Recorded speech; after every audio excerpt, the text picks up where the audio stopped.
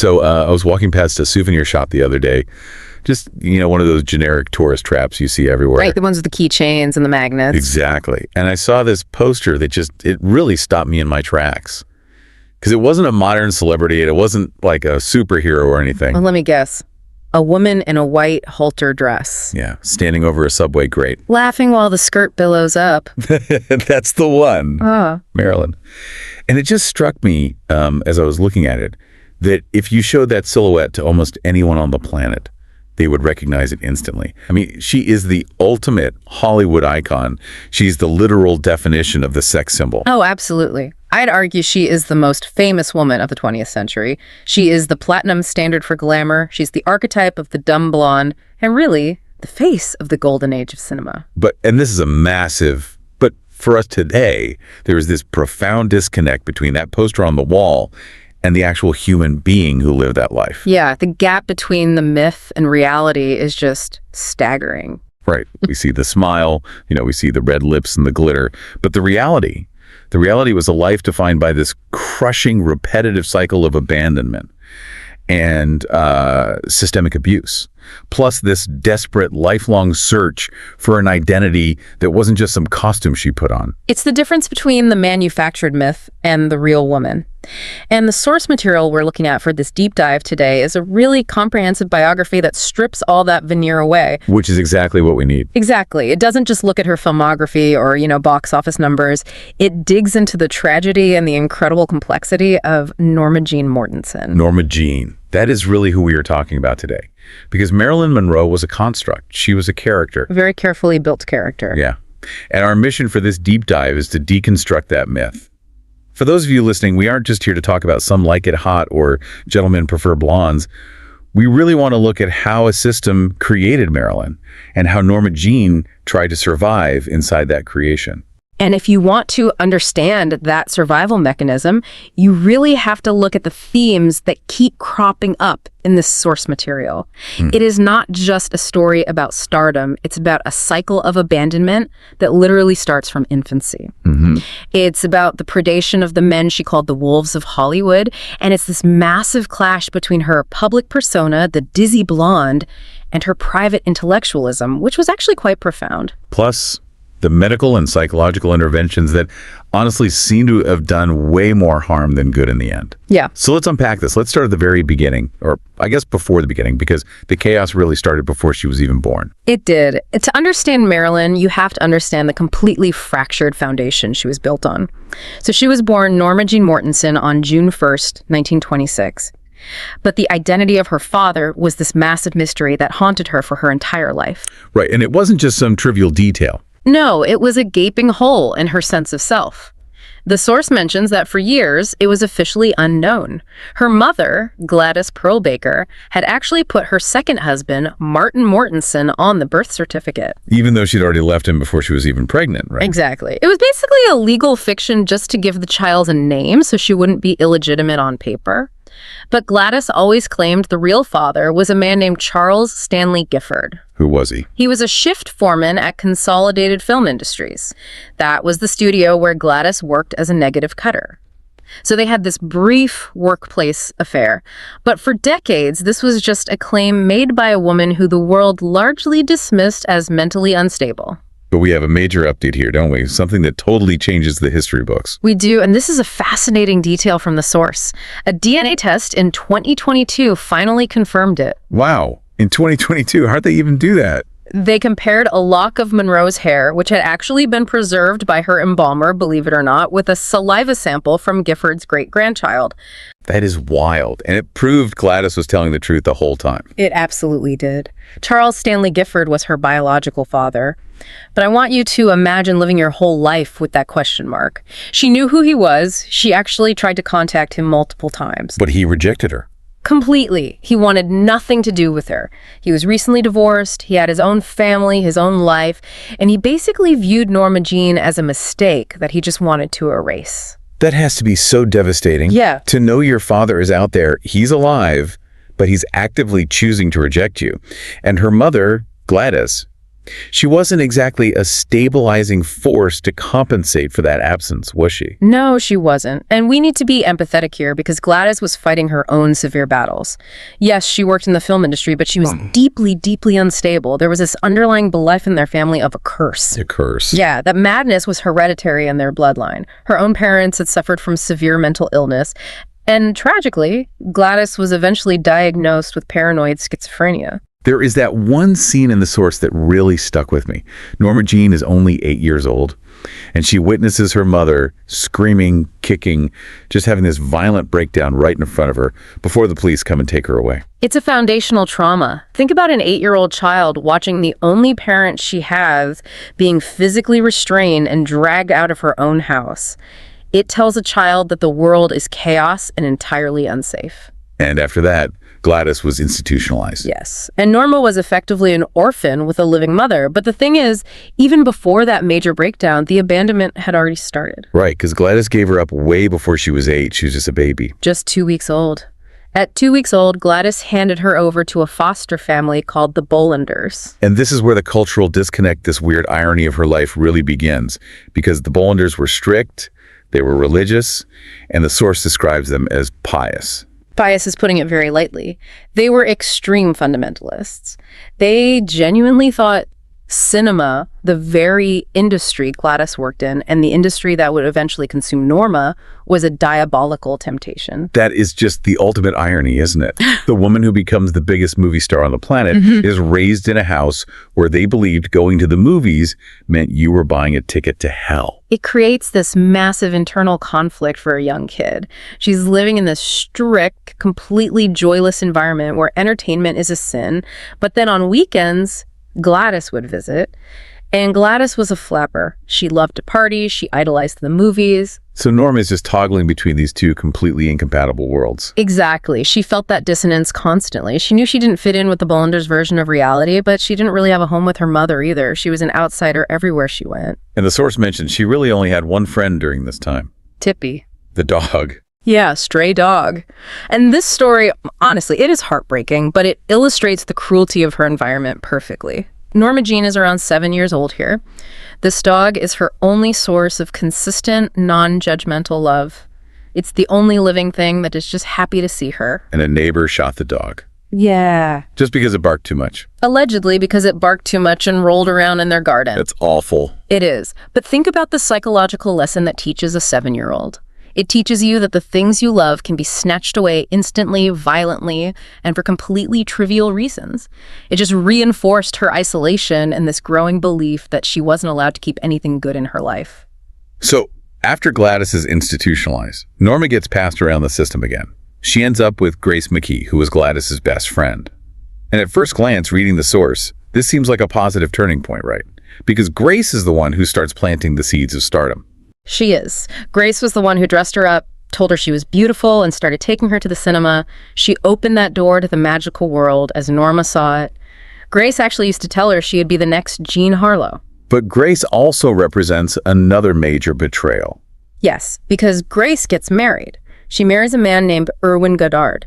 And keep in mind, this is the Great Depression era. Money is tight. They couldn't afford to keep Norma, or rather, Irwin didn't want the extra mouth to feed.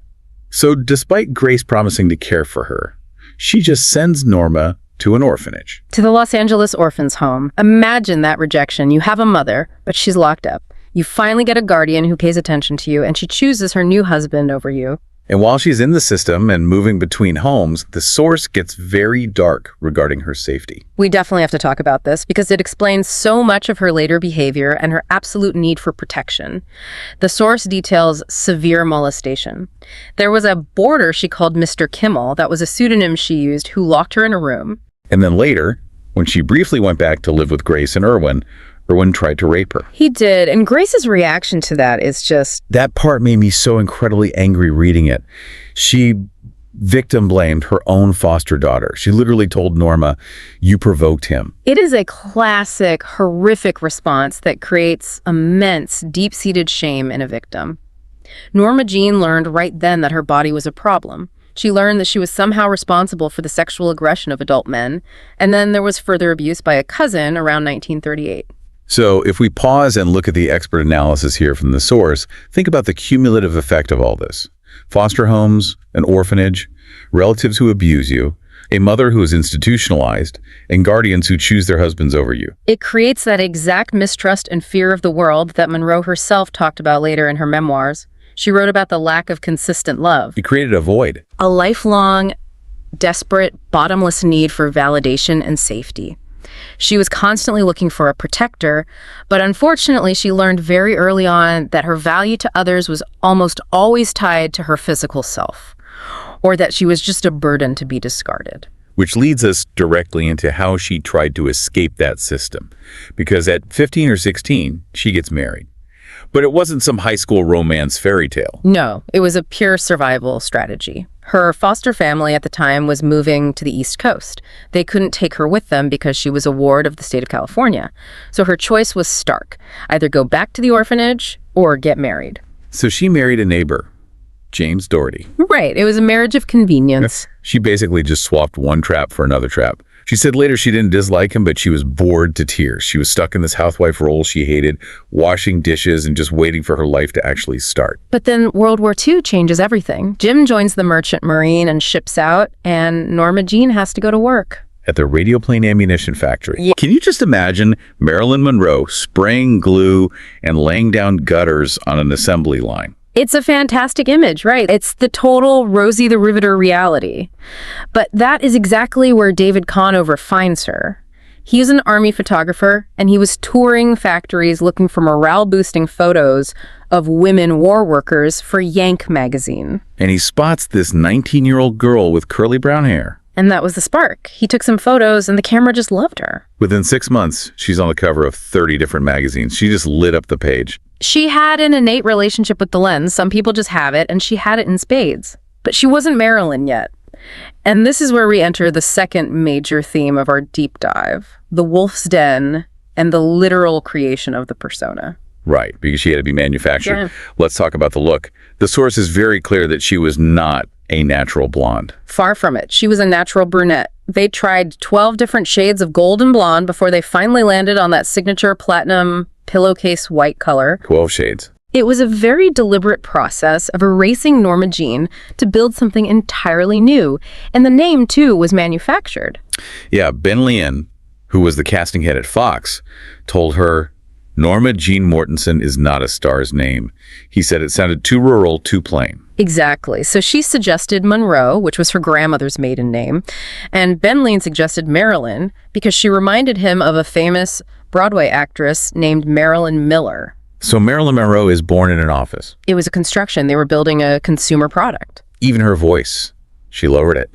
The source mentions some say it was actually to overcome a stutter she developed after the trauma with Grace's husband. Yes, stuttering is very often a physical response to severe childhood trauma. She worked extensively with speech therapists, and they taught her that breathy, hesitant delivery. It wasn't just invented to be sexy. It was originally a coping mechanism just to get the words out fluently without getting stuck. And the walk. I love this detail from the book. The string from the cloud technique. This is a fascinating piece of acting history. It comes from a book she studied called The Thinking Body. She would visualize a string pulling her up from her sternum, attached to a cloud in the sky. And that's what gave her that undulating kind of floating walk that everyone talks about. Yes, it wasn't accidental. It wasn't just how she naturally moved. It was engineered. She studied human movement like a science. But the engineering wasn't just physical, right? It was highly transactional.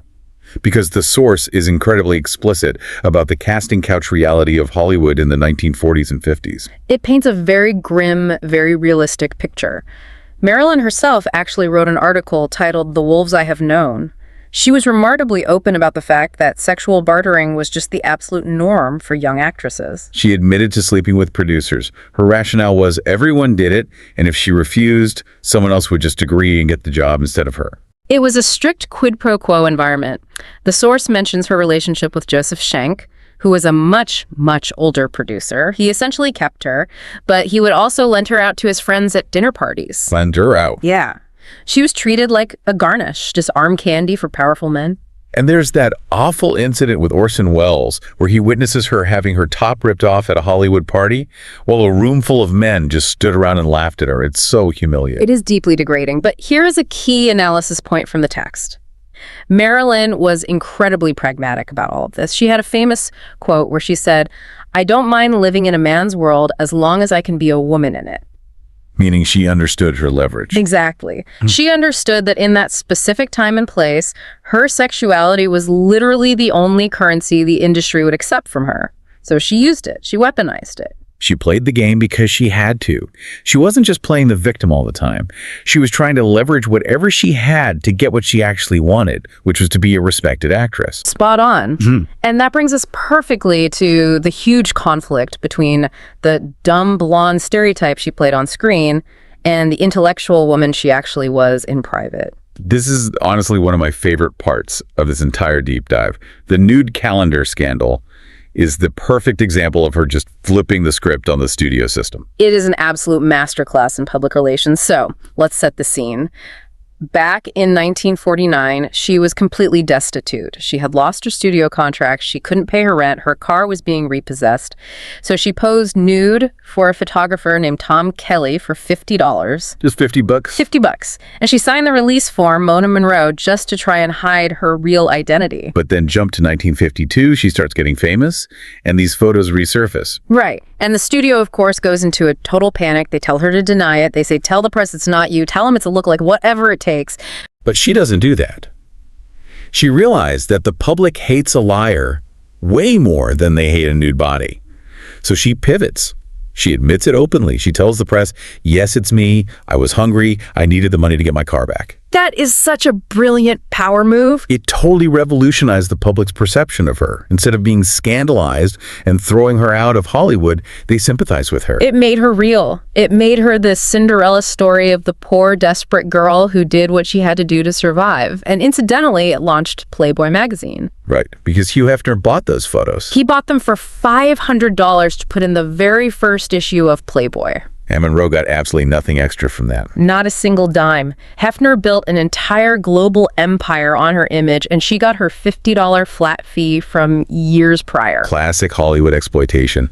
But let's talk about her mind. Because people really truly thought she was the character she played. They thought she was Lorelei Lee or the girl in the 7-Year Itch.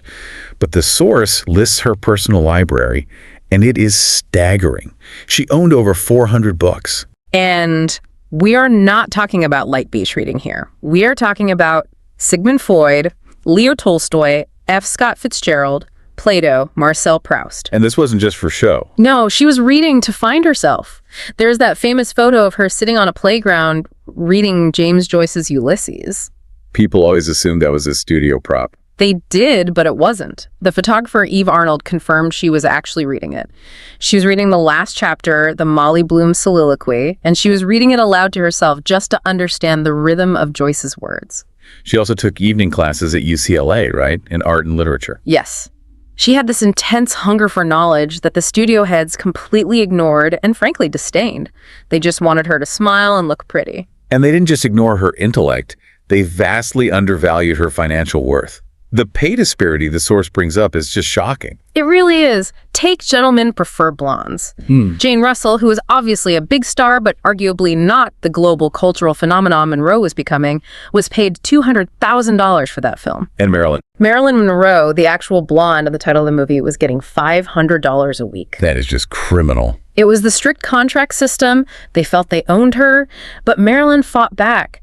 In 1954, she famously walked out on Hollywood. She packed her bags, moved to New York City, and formed her own production company. Marilyn Monroe Productions, which was completely unheard of for a woman, let alone a sex symbol, to do at that time. It was a massive, unprecedented power move. She was effectively going on strike against 20th Century Fox to demand creative control and better pay. She wanted to pick her directors, pick her scripts. She wanted to be taken seriously. She famously said, "I am not a piece of meat." She demanded respect. And I think that profound desire for respect and for real love bled heavily into her relationships with men. The Force makes a really interesting recurring point that she was looking for a father figure in every lover she had. It is a constant theme throughout her life. Remember, she kept a picture of Clark Gable under her pillow as a child and literally pretended he was her father. She was always looking for that protection she never got from Charles Stanley Gifford. She gravitated toward men who could be mentors or protectors or guides. So let's talk about the big relationships, starting with Joe DiMaggio, the Yankee Clipper. The traditionalist, that is exactly how we should view him in the context of her life. He was a conservative, old-school Italian-American. He was deeply jealous. He was controlling. And what he really wanted was a housewife. He wanted Norma Jean to stay home and make spaghetti, not Marilyn Monroe, to be 50 feet tall on billboards. Exactly. And that underlying tension finally exploded with the famous subway great scene in The 7-Year Itch. The breaking point. You really have to picture the scene as the source describes it. It is not on a closed, quiet soundstage in Burbank. They are filming on location on Lexington Avenue in New York City at 2 a.m. And there's a massive crowd. There are roughly 2,000 men. Fans and press just crowding the street, pushing against the barricades. And every single time the director yells action and that skirt blows up, the crowd just goes wild. They're cheering, whistling, screaming her name. And Joe DiMaggio is standing right there in the front row, having to watch his wife be publicly ogled by 2,000 screaming men. And he loses his mind. According to the director, Billy Wilder, DiMaggio's face went white with death. He stormed off. And later that night, back at the St. Regis Hotel, the source notes there was a very violent physical fight. The book mentioned she had bruises on her shoulders the next day on set. Yes, bruises that the makeup department had to cover with heavy body makeup just so they could keep shooting. And she filed for divorce very shortly after that, citing mental cruelty. Right. So she leaves the traditionalist, and eventually she goes to the intellectual. Arthur Miller, the great American playwright. The press called it Egghead Weds Hourglass, which is such a condescending headline for both of them. But she loved him because she truly thought he saw her soul. She thought, finally, here's a man who respects my mind, who sees past the blonde hair. She completely integrated into his world. She even converted to Judaism for him. She started hanging out with the New York literati. But then comes the betrayal. And honestly, this one hurts to read about. She finds his diary. Or a notebook that he left lying open on a table. She reads an entry where Miller is just venting about his marriage. And he basically writes that he is deeply disappointed in her. Oh, man. He calls her a child. He says he is embarrassed and ashamed of her in front of his intellectual friends. He wrote that he thought he was marrying an angel, but he realized he married a whore. Imagine finding that. Yeah. Just imagine. The one person you finally think sees you for you, the person you revere as a genius, and he's actually secretly ashamed of you. It utterly devastated her fragile self-esteem. It confirmed her absolute worst, deepest fear, that she was inherently unlovable and not good enough. And it was during this marriage that she suffered an ectopic pregnancy and later miscarriage. Right. She was desperately blaming herself for the loss of those pregnancies. She was abusing sleeping pills heavily just to cope with the depression, and she felt like she had completely failed at being a woman in the one way she truly wanted to be, by becoming a mother. She also had a brief affair with Yves Montand around this time during the filming of Let's Make Love, but that fizzled out pretty quickly. It did. It was a brief distraction from her crumbling marriage. And then, of course, we have to talk about the Kennedy rumors. The source touches on this, specifically the famous Happy Birthday, Mr. President incident at Madison Square Garden. The dress that was so tight, she literally had to be sewn into it backstage. The performance itself was incredibly intimate, much too intimate for a public political gala. The source outlines the speculation about her having affairs with both John F. Kennedy and Bobby Kennedy. It does. And we want to be clear that we are just reporting what the source material presents here without taking a definitive side on the historical truth of those rumors. Right. But the source points out the tragic echo in that situation, if it were true. The idea that she might have been passed between powerful political brothers, much in the same way she was passed between powerful studio producers in her early days. It perfectly fits the lifelong pattern the book identifies. High-status men using her for her glamorous image, enjoying the thrill of conquering Marilyn Monroe, but never ever offering the actual security and protection that Norma Jean craved. She was always a trophy to them, never a true partner. So, while her personal life is completely crumbling, she's still fighting tooth and nail to be a serious, respected actress. She goes to the Actors Studio in New York. She starts working closely with Lee Strasberg. This brings us to the method and the madness section of our deep dive. Strasberg is a highly controversial figure in her life story. She went to him specifically to kill the pinup image once and for all, and Strasberg preached the method. Which is heavily reliant on emotional recall, right? Exactly. You use your own real-life traumatic memories to fuel the character's emotions on stage or on camera. But for Marilyn, look at the memories she had to pull from. Abandonment, sexual abuse, the orphanage, loneliness. And Strasberg is forcing her to dig that up constantly, every single day. It's like picking a scab that never has a chance to heal.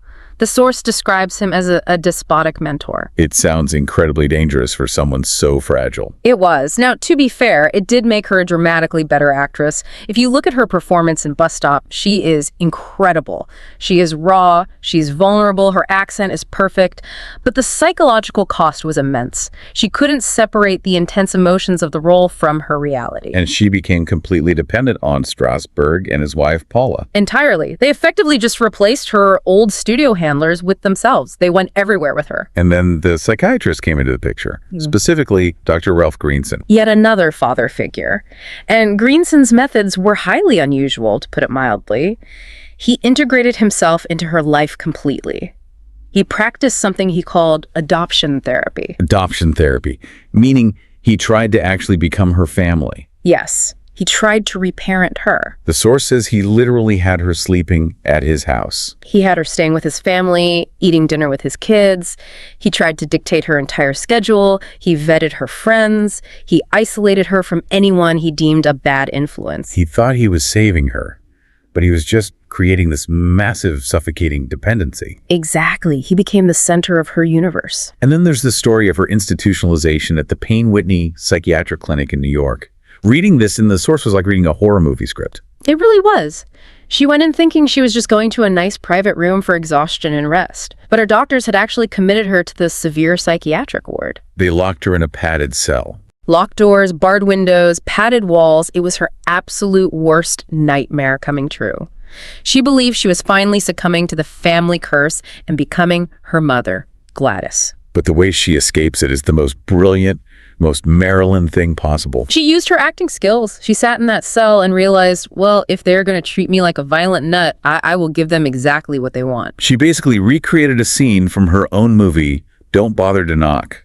She took a chair, smashed a light bulb, grabbed a piece of the jagged glass, and threatened to end her life if they didn't let her out. It got their attention, that's for sure, but the medical staff still wouldn't release her. So who finally comes to get her out? It's not Arthur Miller. It's not her intellectual friends, and it's certainly not the acting coaches who claim to care about her soul. No. It was Joe DiMaggio. The traditionalist. He flew straight to New York, walked into Payne Whitney, and threatened to tear the building down brick by brick with his bare hands if they didn't release her to him immediately. It is such a complex, messy relationship. But when it came down to life and death, he was the only one who actually showed up. He was the only man in her life who didn't want anything from her anymore, other than her safety. Which brings us, tragically, to the final act of her life, the filming of The Misfits. This film is tough to talk about. It was supposed to be Arthur Miller's grand valentine to her. He wrote the screenplay specifically for her to prove she was a dramatic heavyweight. But the character he wrote, Rosalind, was basically a cruel, thinly veiled caricature of Marilyn's own real-life struggles. She felt completely mocked by the script. She said to her friends, "He is putting my private pain on a screen for everyone to point at and see." And the set itself was a notorious disaster. They were out in the scorching Nevada desert. She was heavily medicated, she was constantly late, and she was absolutely terrified of acting opposite her co-star. Because her co-star was Clark Gable, the man whose picture she had kept under her pillow, her fictional father, her childhood idol. She was completely paralyzed by the fear of disappointing him. And sadly, Clark Gable died of a massive heart attack very shortly after filming wrapped. And because the shoot had been so stressful, and Marilyn had been so difficult with her delays and endless retakes, there were horrible rumors going around that she had caused his stress-induced heart attack.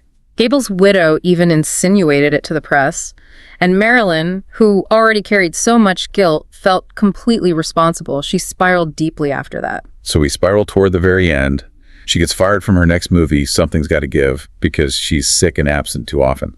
She is isolated in her new house. And then, August 5th, 1962. She is found dead at age 36 in her bedroom in Brentwood.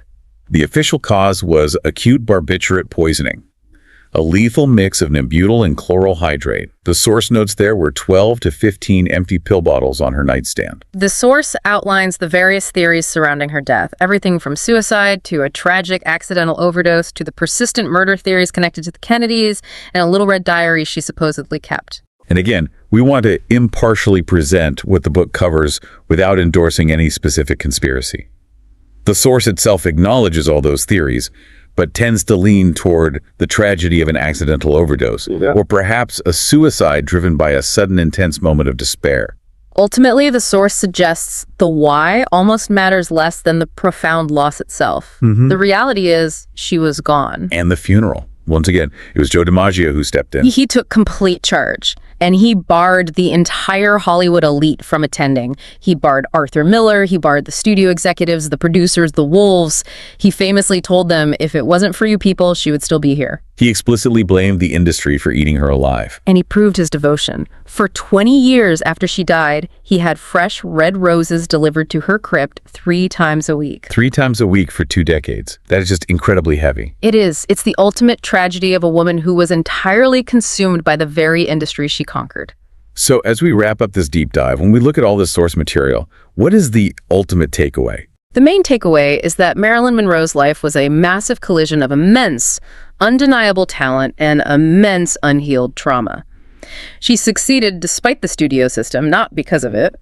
And the source makes this poignant note that because she died so young, she remains completely frozen in time. She never ages in our minds. Exactly. She is always the flowering woman, forever 36, forever beautiful. But at what cost? That is the real question. The source ends with a very provocative thought. It says, Marilyn is everywhere. In the end, Monroe received the love of millions, but did it satisfy her? It leaves you wondering about the true price of fame. She was seen by absolutely everyone, but it really feels like she was known by almost no one. Which leads me to a final thought that wasn't explicitly in the book, but feels so relevant after discussing all of this. What's that? Did we, the public, consume her just as much as the studio executives did? We bought the tickets, we bought the magazines, we bought into the myth, we demanded the dumb blonde, and we ignored the woman reading Joyce on the playground. It makes you wonder if our endless appetite for icons is just another type of wolf. That is a very unsettling but very true perspective. A woman hiding in plain sight behind a smile that everyone felt entitled to own. Well, that is certainly a lot to process. It completely changes the way I will look at those souvenir posters from now on. As well it should. That's it for this deep dive into the life of Marilyn Monroe. She was a tragic, brilliant, and endlessly fascinating human being behind the icon. She truly was. Thanks for listening. We will catch you on the next deep dive. Welcome to today's deep dive. I'm your host, and I'm sitting down with our resident expert to unpack some pretty fascinating source material today. Hey everyone, really looking forward to getting into this one. So I want to start today by asking you to just close your eyes for a second. I mean, even if you're driving, well, maybe keep them open if you're driving. But picture a specific silhouette. Okay. You've got the bowler hat, the cane, baggy trousers, a coat that's just a bit too tight, and that walk, you know the one. The waddle. Right, the waddle. It's immediate, isn't it? Mm-hmm. I mean, you don't even need to say the name. You really don't. It's arguably one of the most recognizable visual images in human history. We are talking, of course, about Charlie Chaplin. Absolutely. And I think for most of us, and definitely myself included before we started preparing for this deep dive, Chaplin is this sort of, he's a vintage mascot. Yeah, a symbol. Exactly. He's the funny guy in those flickering black and white movies. He's the universal symbol of early comedy. He is basically the shorthand for old school funny. He is. But here is where it gets really complicated. The biographical account we're using as our source material today, it completely shattered that two-dimensional image for me. Oh, completely. Because if you look past the mustache and the pratfalls, the actual life story underneath all of that is, well, it's gut-wrenching. Gut-wrenching is exactly the right phrase, because this is a story of extreme extremes. You have the absolute highest highs of global fame, but they are built on a foundation of the lowest lows imaginable in Victorian society. Right, and it's not just your standard sad childhood. I know we see that trope a lot in Hollywood biographies. Oh, my parents didn't support my dream, or whatever. Yeah, the misunderstood artist. Exactly. This isn't that. This is a story about a literal kid in a workhouse. An actual institutional workhouse workhouse, yes. So our mission for this deep dive is to figure out how a destitute child who was effectively an orphan by the age of 9 somehow became Sir Charlie Chaplin, a knighted icon, a global filmmaker. And we really need to explore this idea that the source material heavily hints at the idea that his comedy wasn't just him being silly for the sake of it. It was a survival mechanism. I'd argue it was the only weapon he had. This whole biography is a case study in the intersection of art and survival. Wow.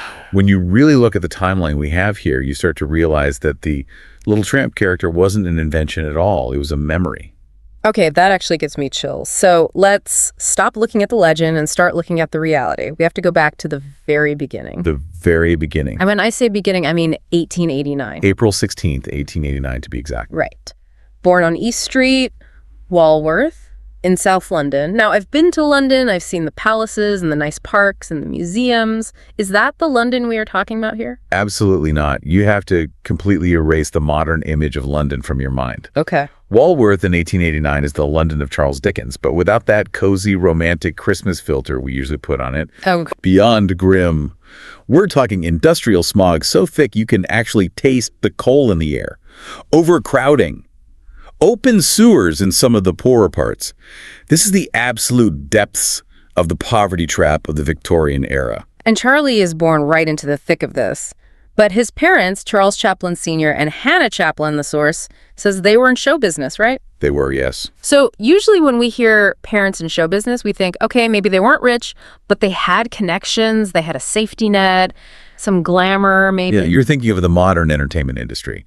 Back then, show business in this context meant the music halls. And we really need to define what that actually means because this wasn't Broadway. Okay, so paint the picture for me. What exactly is a music hall in the 1890s? Imagine a cross between a really rough dive bar and a variety show. Okay. It's purely working class entertainment. It's incredibly rowdy. It's smoke-filled. People are drinking heavily in the audience. And the performers, they are living gig to gig. Hand to mouth. Exactly. If you don't work tonight, you don't eat tomorrow. There are no royalties, no unions, no safety nets whatsoever. So it's basically the gig economy on steroids. Precisely. Now, his father was a singer, a baritone, I believe, and his mother, Hannah, who the source notes is sometimes listed as Hanif, she was an actress and a singer as well. But just because they were on a stage didn't mean they were financially stable. Not at all. In fact, the source makes it very clear that this environment didn't protect Charlie from poverty. If anything, it arguably exposed him to the volatility of it even more. And that volatility hit hard, didn't it? The Yeah. source mentions poverty and struggle, which honestly feels like a very polite way of saying their entire lives fell apart. It completely collapsed. I mean, the parents didn't earn much to begin with, and then they separated. Right. The father, Charles Sr., effectively abandoned the family unit financially. So Anna was left trying to make ends meet with a sewing machine and whatever occasional performances she could get. But her voice was failing, wasn't it? Yes, her voice started to fail, which is a death sentence for a music hall singer. And this is where we get to the part of the timeline that I honestly had to read 3 times just to make sure I wasn't hallucinating. The workhouse. The workhouse. He was 7 years old. Just 7. 7. I look at 7-year-olds today and they are, worried about Minecraft and whether they get a juice box with lunch. Charlie Chaplin was sent to a workhouse. The Lambeth workhouse, specifically. Can you explain, for those of us who didn't major in Victorian history, what a workhouse actually was? Because I think we have this vague Oliver Twist idea of a strict orphanage, but the reality seems so much worse. Oh, it is much, much worse. The workhouse was a government institution born out of the poor law system. Yeah. And the underlying philosophy behind it was essentially, if you are poor, it is a moral failing on your part. Wow. And we will help you so you don't starve in the street. But we will make the help so incredibly unpleasant that you will do absolutely anything to avoid coming here. It was designed from the ground up to be a deterrent. So they made it miserable on purpose. Yes. It was essentially a prison for the destitute. When Charlie and his family entered, they weren't just given a room to share, they were stripped of their own clothes. They were bathed under supervision. They were put into coarse uniforms that marked them as inmates to anyone who saw them. And crucially, the family was separated. Wait, so he wasn't even with his mom? No.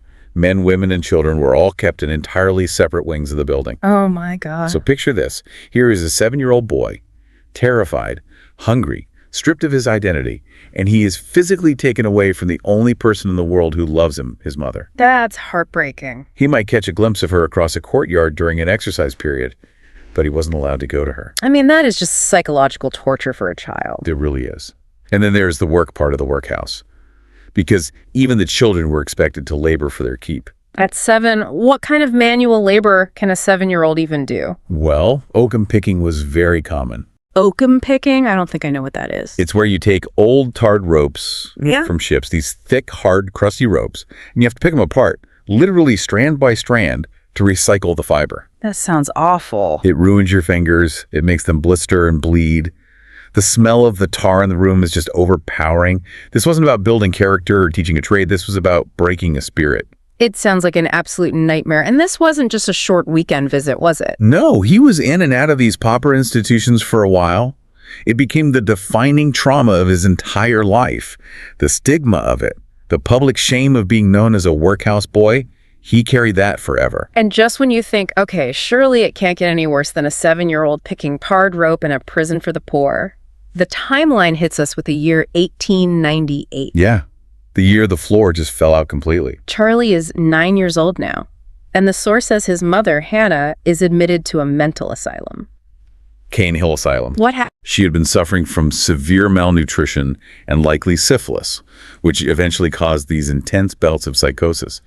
Imagine being a 9-year-old boy, already traumatized, and watching your mother, your only real protector in the world, totally lose her grip on reality and then be locked away in an asylum. It's unbearable. And the father.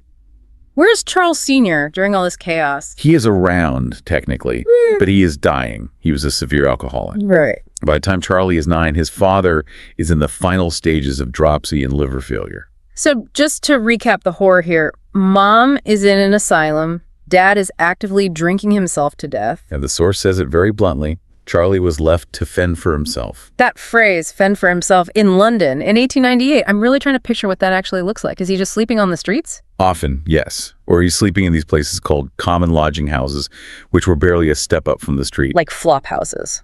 Exactly. Just a room packed with desperate people. He's scavenging for food. He's dancing on street corners, hoping someone tosses him a penny. We are talking about a child navigating a massive, dangerous, highly industrial city completely alone. It's basically Lord of the Flies, but set in South London. It really is. And this period right here is the crucible. I want to pause here for a second because I think this is the most important point to understand about Chaplin as an artist. Okay, yeah. When we see him decades later in his movies playing the tramp, the outsider, the guy who is always hungry, who is freezing cold, who is just trying to keep his basic dignity while his pants are literally falling down, that isn't acting. He's replaying his own childhood. He is actively processing his trauma on screen. He knows exactly what it feels like to be invisible to society. He knows the precise feeling of looking through a shop window at food that you can't afford. Wow. That authenticity, that lived experience, is exactly why he connected with the entire world. He wasn't faking the struggle. The audience could feel it. It's honestly incredible that he survived it at all. I mean, the mortality rate for street kids in that situation, it must have been sky high. It was staggering. But Charlie had something else going for him. He had the hustle. That's the perfect transition to our next section, because he doesn't just curl up and die in an alleyway. He starts to work. Let's talk about section 2, the young hustler. The year is 1899. He's 10 years old now. Yeah. And he manages to join a troupe called the 8 Lancashire Lads. Which, I have to say, sounds exactly like a 90s boy band, but I'm guessing it wasn't. Not quite. It was a male clog dancing troupe. Clog dancing, like with the wooden shears. Wooden soles, yes. It's a very intense form of percussive dance. Think of it like tap dancing, but much heavier, louder, and physically exhausting. Right. And again, we have to remember, this isn't some fun after-school club for kids. This is a professional touring company. So he's 10 years old, and he's out on the road. He is touring the music halls all across Great Britain, 1899 into 1900. He is earning his own keep. I just imagine the sheer discipline required for that must have been intense for a kid. Immense discipline. You have to be perfectly in sync with 7 other guys. You have to go out there and perform, whether you are sick, whether you're exhausted, or whether you're just incredibly sad about your mother. The show must go on. Exactly. Yeah. This was his boot camp. This is where he truly learned physical control. You know later in his movies how he can move his body with such unbelievable precision. Yeah, how he can just slide around a corner on one foot or dodge a punch by a millimeter. He's like a ballerina and a clown all rolled into one. And that physical mastery started right here with the Lancashire lads. It taught him that his body was an instrument. And crucially, it got him out of the cold. It did. It gave him a bed, however temporary, and a wage to buy food. But he wasn't just going to be a dancer forever. The source mentions 1903 as a real breakout year for him in acting. A play called Jim, a romance of cocaine. Right. This is where he gets cast in his first legitimate theatrical show. And the role, I mean, you really couldn't make this up. He plays a newsboy. It's almost too on the nose, isn't it? It really is. He's literally playing the street urchin that he basically was just 3 years prior. But that's exactly why he was so good at it. He didn't have to research the role. He understood the swagger of the street. He understood the underlying desperation. Right, because a newsboy in 1903 wasn't just quietly standing on a corner holding a paper. No, he had to hustle to sell it. He had to be loud. He had to be charming. He had to grab your attention. Charlie had been doing that just to survive since he was a toddler. So he's bringing this very real, gritty street energy to a stage play. And the critics actually noticed. Even though it was a small role, he started to get mentions in reviews. People in the industry saw that there was a distinct spark in this kid. So he keeps climbing. The timeline says he tours with Saintsbury from October 1903 to June 1904. And the source explicitly notes these plays were immensely successful. He's moving steadily up the ladder. He's playing much better venues now. He's getting a taste of what it looks like to have an entire audience in the palm of your hand. And then we hit 1906. He joins Casey's Court Circus. And the source specifically notes this is where he performs comedy acts and really rises to prominence. This is the major pivot point. Before this, he was a dancer, a dramatic actor, a bit player. Now, for the first time, he is being funny on purpose. What was comedy even like in 1906? Was it guys standing at a microphone telling jokes? Not at all. It was heavily physical. It was slapstick. Yeah. In a lot of ways, it was the comedy of violence. Right, like falling down, getting hit with a plank of wood. Exactly. Misinterpreting objects, tripping over your own feet. And Charlie realized very quickly that he had an absolute genius for this. The physical timing. Yes. He realized that when he fell down in a specific way, people laughed. And when they laughed, he had power over them. Wow. That is a really powerful realization for a kid who had been completely powerless his entire life. It changed everything for him. And this seems to be the recurring pattern of his early life. Just when things are going well, the rug gets pulled out from under him again. We get to July 1907. The troupe finishes touring. The gig ends. And suddenly, this rising comedy star is jobless. He is out on his ear. The source mentions he lived with a family in Kennington during this time. He wasn't renting his own flat. He was essentially couch surfing to survive. That must have been absolutely terrifying for him, having finally tasted success and stability and then staring straight down the barrel of that grinding poverty again. I think that deep-seated fear never left him. Even decades later, when he was a multi-millionaire in Hollywood, he was famous for being incredibly frugal, sometimes almost uncomfortably cheap. Really? Oh, yeah. He always carried wads of cash in his pocket. I think deep down, a part of him was always that teenager in Kennington, secretly terrified that the workhouse was just one bad week away. That anxiety probably fueled his incredible drive, though, because he didn't stay unemployed for long. 1910 comes around. Jimmy the Fearless. He played the lead role. The lead, he's no longer the sidekick or the ensemble dancer. He is the star of the sketch. Yeah. And the source confirms it was an immediate success. This is the moment, right? This is the turning point where he catches the eye of the people across the pond. This is the golden ticket. The Fred Carnot troupe, which he was a part of, takes him on a tour to America. And that leads us perfectly into Section 3, the American Dream and the Cinematic Explosion. We're in 1913 now. He lands in the United States, and the executives at the New York Motion Picture Company see him perform on stage. They realize instantly that this British kid has a physical comedy style that is completely translation-proof. And they offer him a contract. Now, I want to talk about the numbers here because the source specifically highlights it. $150 a week. $150 a week in 1913. Okay, so I did a little back-of-the-napkin math before we started recording. In 1913, a typical factory worker might make, what, maybe $10 a week? If they were lucky, it was probably closer to $6 or $8 for common labor. So Charlie is suddenly making 15 to 20 times the average working wage. Overnight. To put it in modern terms, imagine you've been scraping by on minimum wage, terrified of eviction, and someone hands you a job offer for $10,000 a week. It is completely life-altering. It's winning the lottery.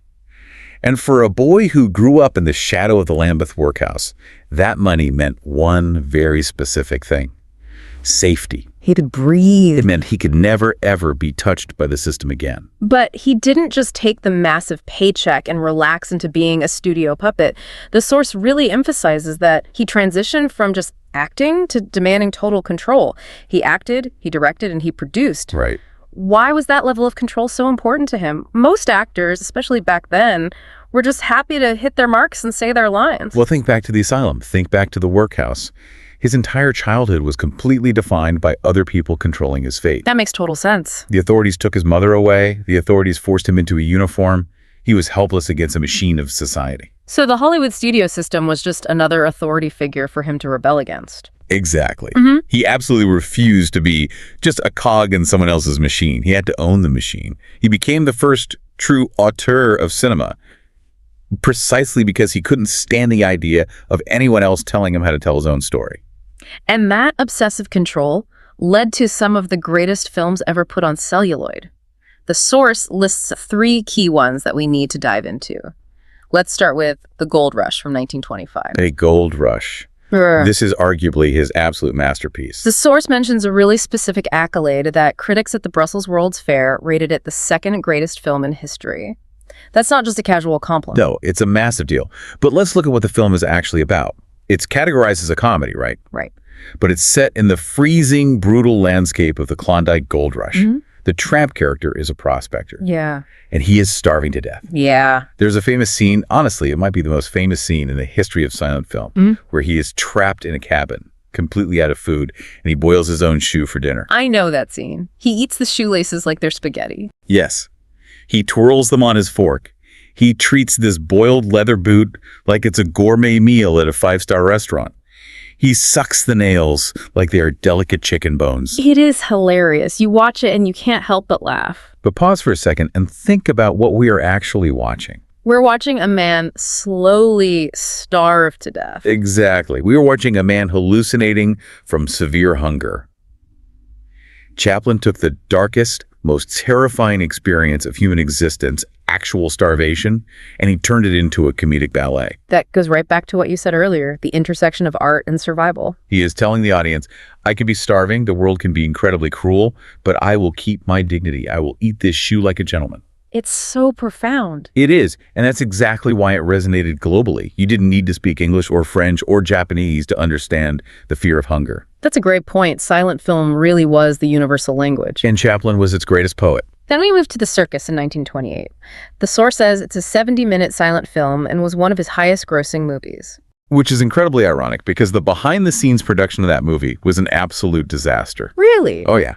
His studio burned down during filming. His personal life was in shambles. But what ended up on screen? Pure magic. He plays a clown, but the catch is, he's only funny when he messes up accidentally. Which is sort of a meta-commentary on his own life and career, isn't it? It entirely is. He's essentially telling the audience, you are all laughing at my pain. And then we have to talk about 1936, modern times. The giant gears. The factory assembly line. The source notes this film is so culturally significant that it was selected for preservation by the Library of Congress, and it's ranked 33rd on the American Film Institute's list of 100 years, 100 laughs. Modern times is a fascinating piece of history because by 1936, talkies, movies with synchronized sound, had been the industry standard for nearly a decade. Everyone in Hollywood told him silent film was dead and buried. But Chaplin said no. He said no, the tramp does not speak. He kept his most famous character silent, even when he didn't have to. He kept him silent in a world full of noise. But the film itself is this brilliant, biting satire of industrialization and the modern workforce. There's the famous scene with the feeding machine. Have you seen this one? I think so. Is it the robot contraption that shoves corn on the cob into his face? That's the one. The factory bosses want to eliminate the lunch hour so the workers can be more productive. So they bring in this machine to automatically feed the workers while they continue working on the line. Honestly, that sounds like a pitch a tech CEO would make today. It's terrifyingly relevant. But in the movie, of course, the machine malfunctions horribly. It starts smashing the corn violently into his teeth. It's pouring hot soup down his shirt. It's wiping his face with a mechanical sponge that's way too rough. It's pure slapstick gold. It is, but the underlying message is searing. The machine does not care about the human being. The capitalist system will literally chew you up and spit you out for the sake of efficiency. And there it is again. The boy from the Lambeth workhouse fighting back against the system. Always. He never stopped fighting that system. Now, you briefly mentioned his personal life being in shambles during the circus. We really need to transition to section 4, the man behind the camera. Because while his professional life was a steady rocket ship to the moon, his personal life was a car crash. He was messy. Very, very messy. The source explicitly lists 4 wives. 4 marriages, yes. We have Mildred Harris, Lita Gray, Paulette Goddard, and all 3 of those ended in divorce. And if you look closely at the pattern of those relationships, there is this frantic, almost desperate search for something. What do you think he was looking for? Validation, unconditional love, total control. You have to remember, he effectively lost his mother at age 9. Psychologists would have an absolute field day analyzing his romantic life. He was clearly seeking a type of connection and stability that he had been completely denied as a child. But he was also a genius. Right, and living with a man who is a certified genius, who is obsessed with absolute perfection on set, and who is deeply haunted by his past, that is not an easy environment for a marriage. So you end up with this cycle of instability. Marriage, divorce, marriage, divorce. It weirdly mirrors the total instability of his childhood. It does, until the 4th time. 1943. He marries Una O'Neill. The daughter of the famous playwright Eugene O'Neill. And this one, it actually worked. It worked beautifully. It was the anchor he'd been looking for. They stayed together for the rest of his life.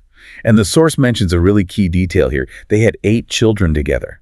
8 children? I mean, that's not just a family, that's a small baseball team. It is a tribe. And honestly, I think this is the most heartwarming part of his entire biography. You look at a man who was abandoned, who was isolated, who was the ultimate societal outsider. Yeah. And he ends his long life surrounded by this massive, stable, loving family unit that he built himself. He finally built the safety net he never had in Walworth. He did. He managed to rewrite his own ending. Which brings us perfectly to the actual ending of the timeline. Yeah. Section 5, the final act and legacy. His career longevity was just incredible. The source notes his last film, A Countess from Hong Kong, was released in 1967. 1967. I mean, he started performing with the Lancashire Lads in 1899. That is almost 70 years in the entertainment industry. Think about the sheer amount of change in the world during that span. He started his career in a world of horse-drawn carriages, gas lamps, and Victorian monarchs. And he ended it. He ended his career in the age of the Beatles, space travel, and color television. And he managed to remain culturally relevant through almost all of those seismic shifts. He did. He was a true global icon for the entire 20th century. And then we reached the final date, December 25, 1977. Christmas Day. In Coursier-sur-Vevey, Switzerland. Right. He had moved to a beautiful estate in Switzerland later in his life. The source mentions there were some political controversies in the U.S. that prompted that move, right? Yes, there were some complex political treasures during the McCarthy era. We're not going to take sides on the politics of it today, but objectively, those controversies did lead him to leave America and settle in Europe, where he ultimately found a lot of peace. He was 88 years old when he passed. A very long life, especially for a boy born in the slums of Walworth who, statistically speaking, wasn't expected to survive past childhood. There is something incredibly poetic about him dying on Christmas Day, isn't there? The day of family gatherings, the day most associated with Charles Dickens. It just fits the narrative perfectly. You couldn't write a better ending. Now, before we close out this deep dive, I want to circle back to a specific quote from the source material. I feel like this quote is the skeleton key to unlocking his whole psyche. Let's hear it. Failure is unimportant. It takes courage to make a fool of yourself. Failure is unimportant. I just love that. But I also really struggle with it because, let's be honest, nobody likes failing. No, of course not. We are biologically wired to avoid it. And especially today, right? We live in this highly curated world. Instagram, LinkedIn. It's all about showcasing constant success. Look at my promotion. Look at my perfect vacation. Look at my spotless kitchen. Exactly. We hide our failures at all costs. But Chaplin is saying the exact opposite here. He is saying, Lean into the failure. Look at the tramp character. The tramp fails constantly. He really does. He tries to be elegant at a dinner party, and he trips over the rug. He tries to be romantic with the girl of his dreams, and he accidentally sits on a pie. But we love him for it. We love him because of it. If the tramp was perfect, if he was suave and always won the fight and got the girl easily, we would hate him. We connect fundamentally with his vulnerability. So having the courage to make a fool of yourself isn't just about being a funny comedian. It's about being fully human. It's about exposing your flaws to the world and saying, this is me. I am clumsy. I make mistakes. I am just trying my best.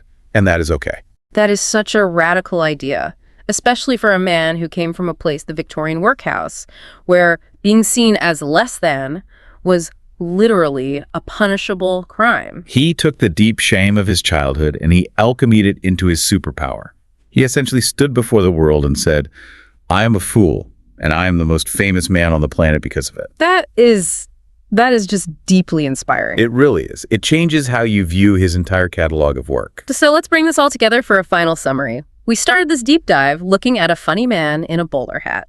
And we found a survivor. We found a boy born into the suffocating smog of 1889 London, a boy traumatized by the workhouse, separated from his sick mother, abandoned by his father. A boy who learned to hustle on the unforgiving streets, who learned iron discipline in a clog dancing troupe, and who figured out how to turn his personal pain into universal physical comedy. A man who went from starving on a couch in Kennington to making a staggering $150 a week in New York. Who demanded total control of his art.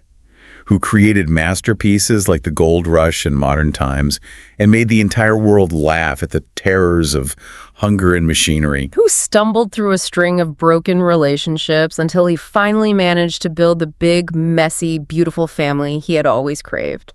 And who left us all with the explicit permission to be foolish. It's one hell of a story. It's easily one of the greatest American, global stories of the 20th century.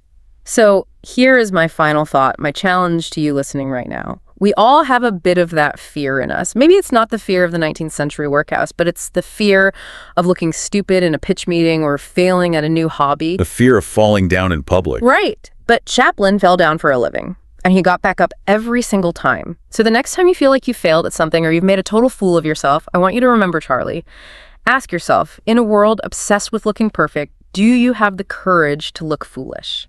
Because maybe that failure isn't the end of your story. Maybe it's just the start of your second act. Failure is unimportant. Courage is everything.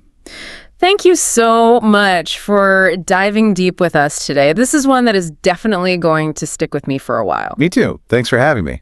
We will see you on the next one. Keep exploring.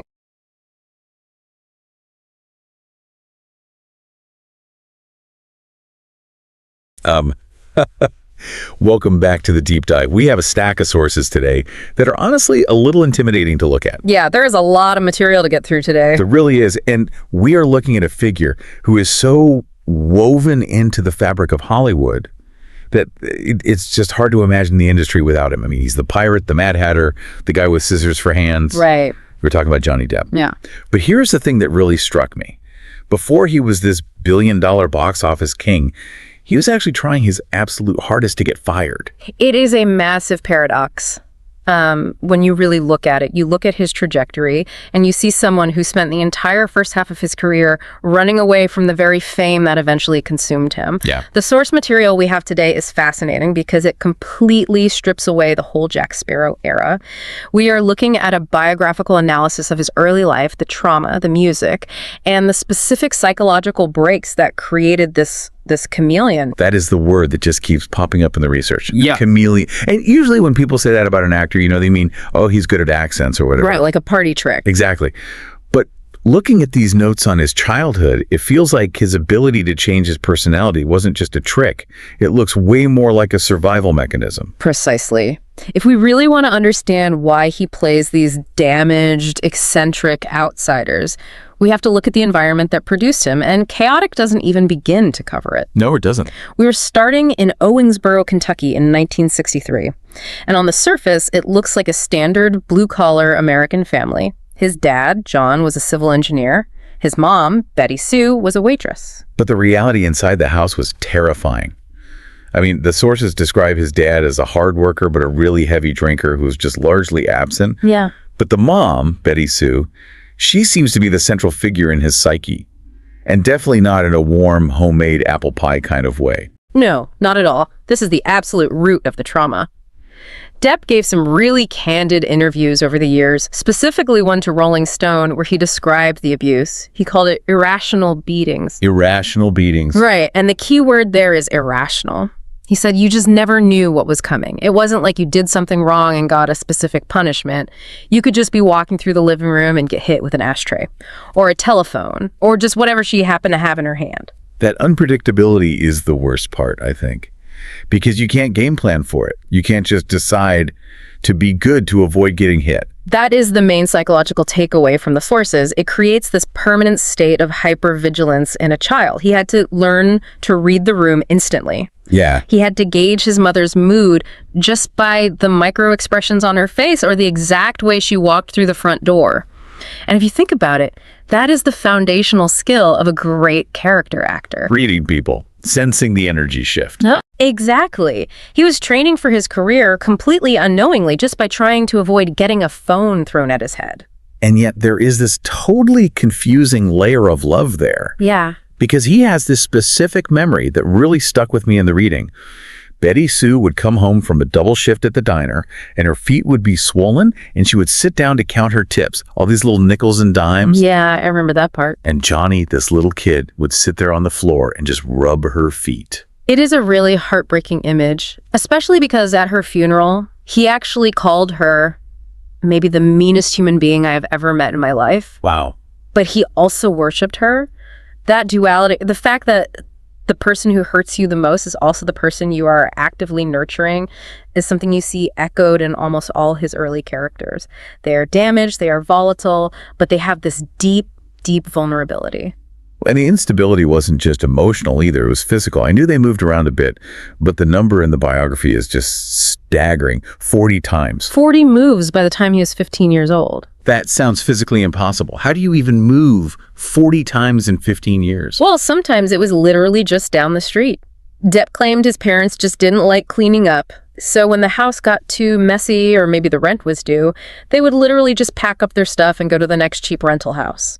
That is wild. Imagine what that does to a child's sense of identity. You never have a permanent bedroom, you never have a home base, you are just a nomad. It totally explains why he became such an observer. He was always the new kid at school. He was always on the outside looking in. And when you don't have a safe physical space, you have to find a mental escape. Exactly. And for Depp, it seems like that escape came in two forms: music and drugs. And the drug use started terrifyingly early. We are talking about age 12. He mentions starting with cigarettes and alcohol, but by the time he was a teenager, he said he had tried every drug known to man. Cocaine, LSD, various pills. There is a very telling anecdote where he recalls taking one of his mother's nerve pills. Yeah, this part gave me chills. He took the pill, and he said for the first time, the noise in his head just stopped. He said he realized, oh, this is how you soothe the pain. That distinction is so vital for you as a listener to understand. He wasn't partying to have a good time like the other high school kids. He was medicating severe trauma. He was trying to numb that hypervigilance we just talked about. But you mentioned music earlier, and that was the constructive side of the coin. The $25 guitar. Right. A year's worth of savings for his mom, probably. She bought him this super cheap electric guitar when he was 12, and he effectively locked himself in his bedroom for a year. Just teaching himself to play by listening to records. And this is where the Johnny Depp persona really starts to construct itself. He didn't want to be a jock. He wanted to be a rock star. And he started dressing the part, which in 1970s Florida must have looked completely insane. He admitted he was raiding his mom's closet because he couldn't afford cool clothes. He was wearing her crushed velvet shirts with the French cut sleeves and her bell bottoms. He wanted platform shoes so he could look like Kiss or Alice Cooper, but he just had his mom's waitress wardrobe to work with. But it worked. It set him apart. It was really his first costume. Exactly. So he drops out of high school to pursue this rock dream full time. And the story goes that he actually went back to the principal a couple of weeks later to try and undrop out. And the principal told him to follow his dream. Which is terrible advice from an educator, strictly speaking. Terribly irresponsible. But I guess it worked out for him. It did.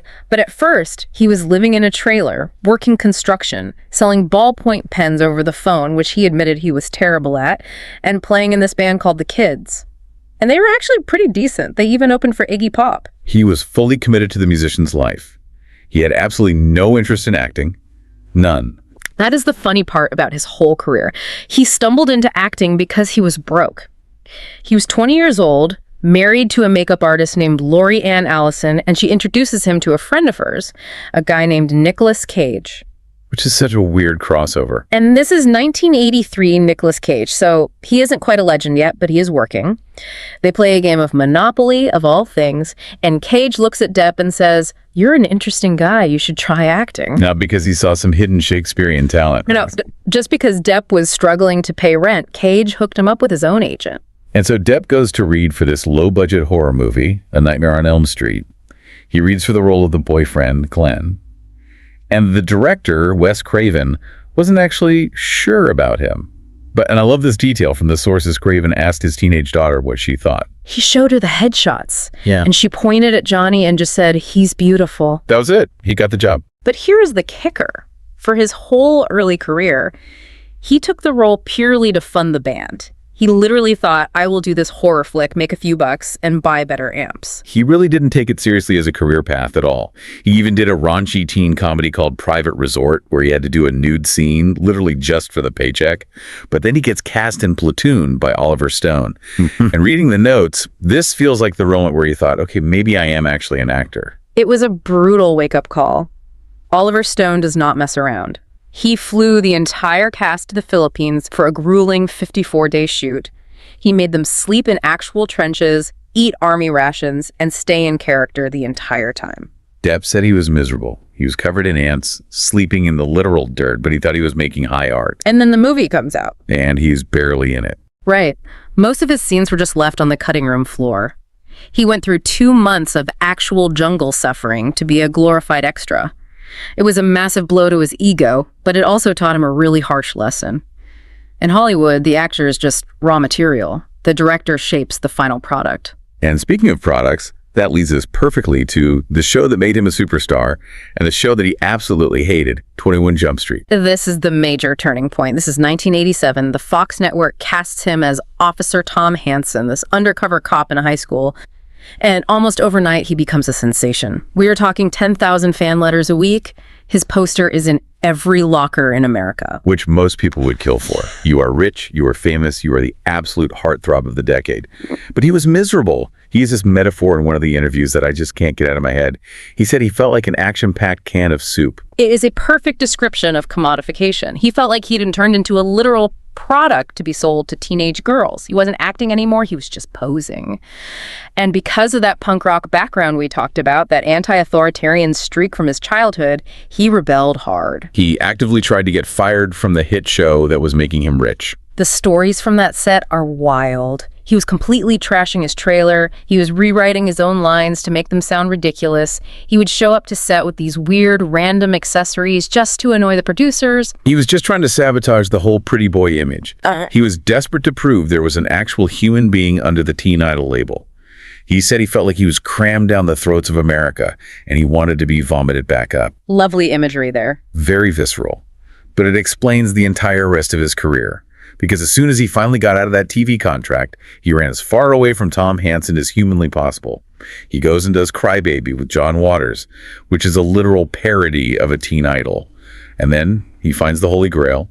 He meets Tim Burton. The Tim Burton connection is arguably the most important relationship of his professional life. Burton was casting Edward Scissorhands at the time, and the studio, of course, wanted a massive star. They wanted Tom Cruise. They wanted Tom Hanks. I cannot for the life of me picture Tom Cruise as Edward Scissorhands. Can you imagine him at the dinner table asking about the nutritional value of the cookie dough? Well, the funny story there is that Tom Cruise actually asked questions exactly like that. He asked the producers, how does Edward go to the bathroom? He was way too logical about it. He completely missed the dark poetry of the script. Yeah. But Depp read the script and reportedly cried. He understood immediately that Edward was an outsider who desperately wanted to connect with people, but literally couldn't without hurting them.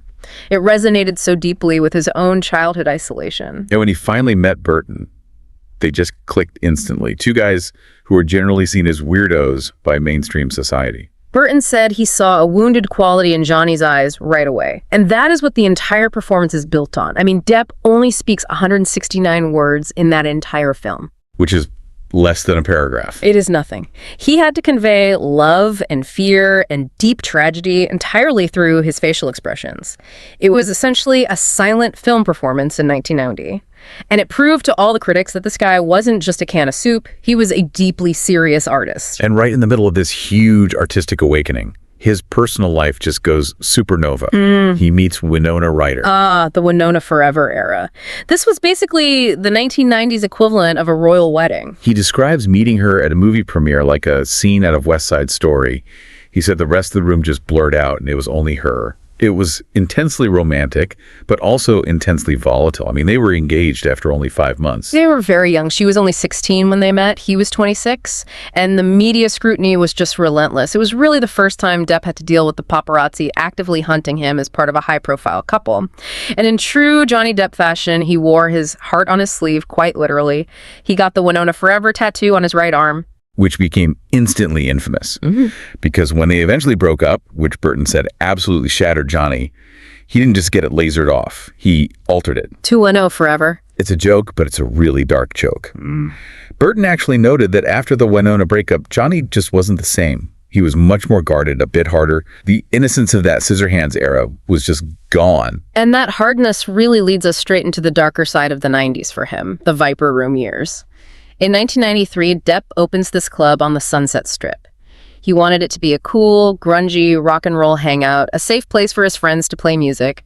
But it quickly became a magnet for extreme excess. And tragedy. We have to talk about Halloween night, 1993, River Phoenix. It is a massive, pivotal moment. River Phoenix was actually supposed to play on stage with Depp's band that night.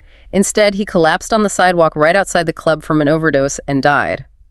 Depp was inside playing his set when it happened. And the media immediately descended on the club. They accused Depp of running a drug den, and they essentially blamed him for the entire culture that killed Phoenix. It was an absolute nightmare for him.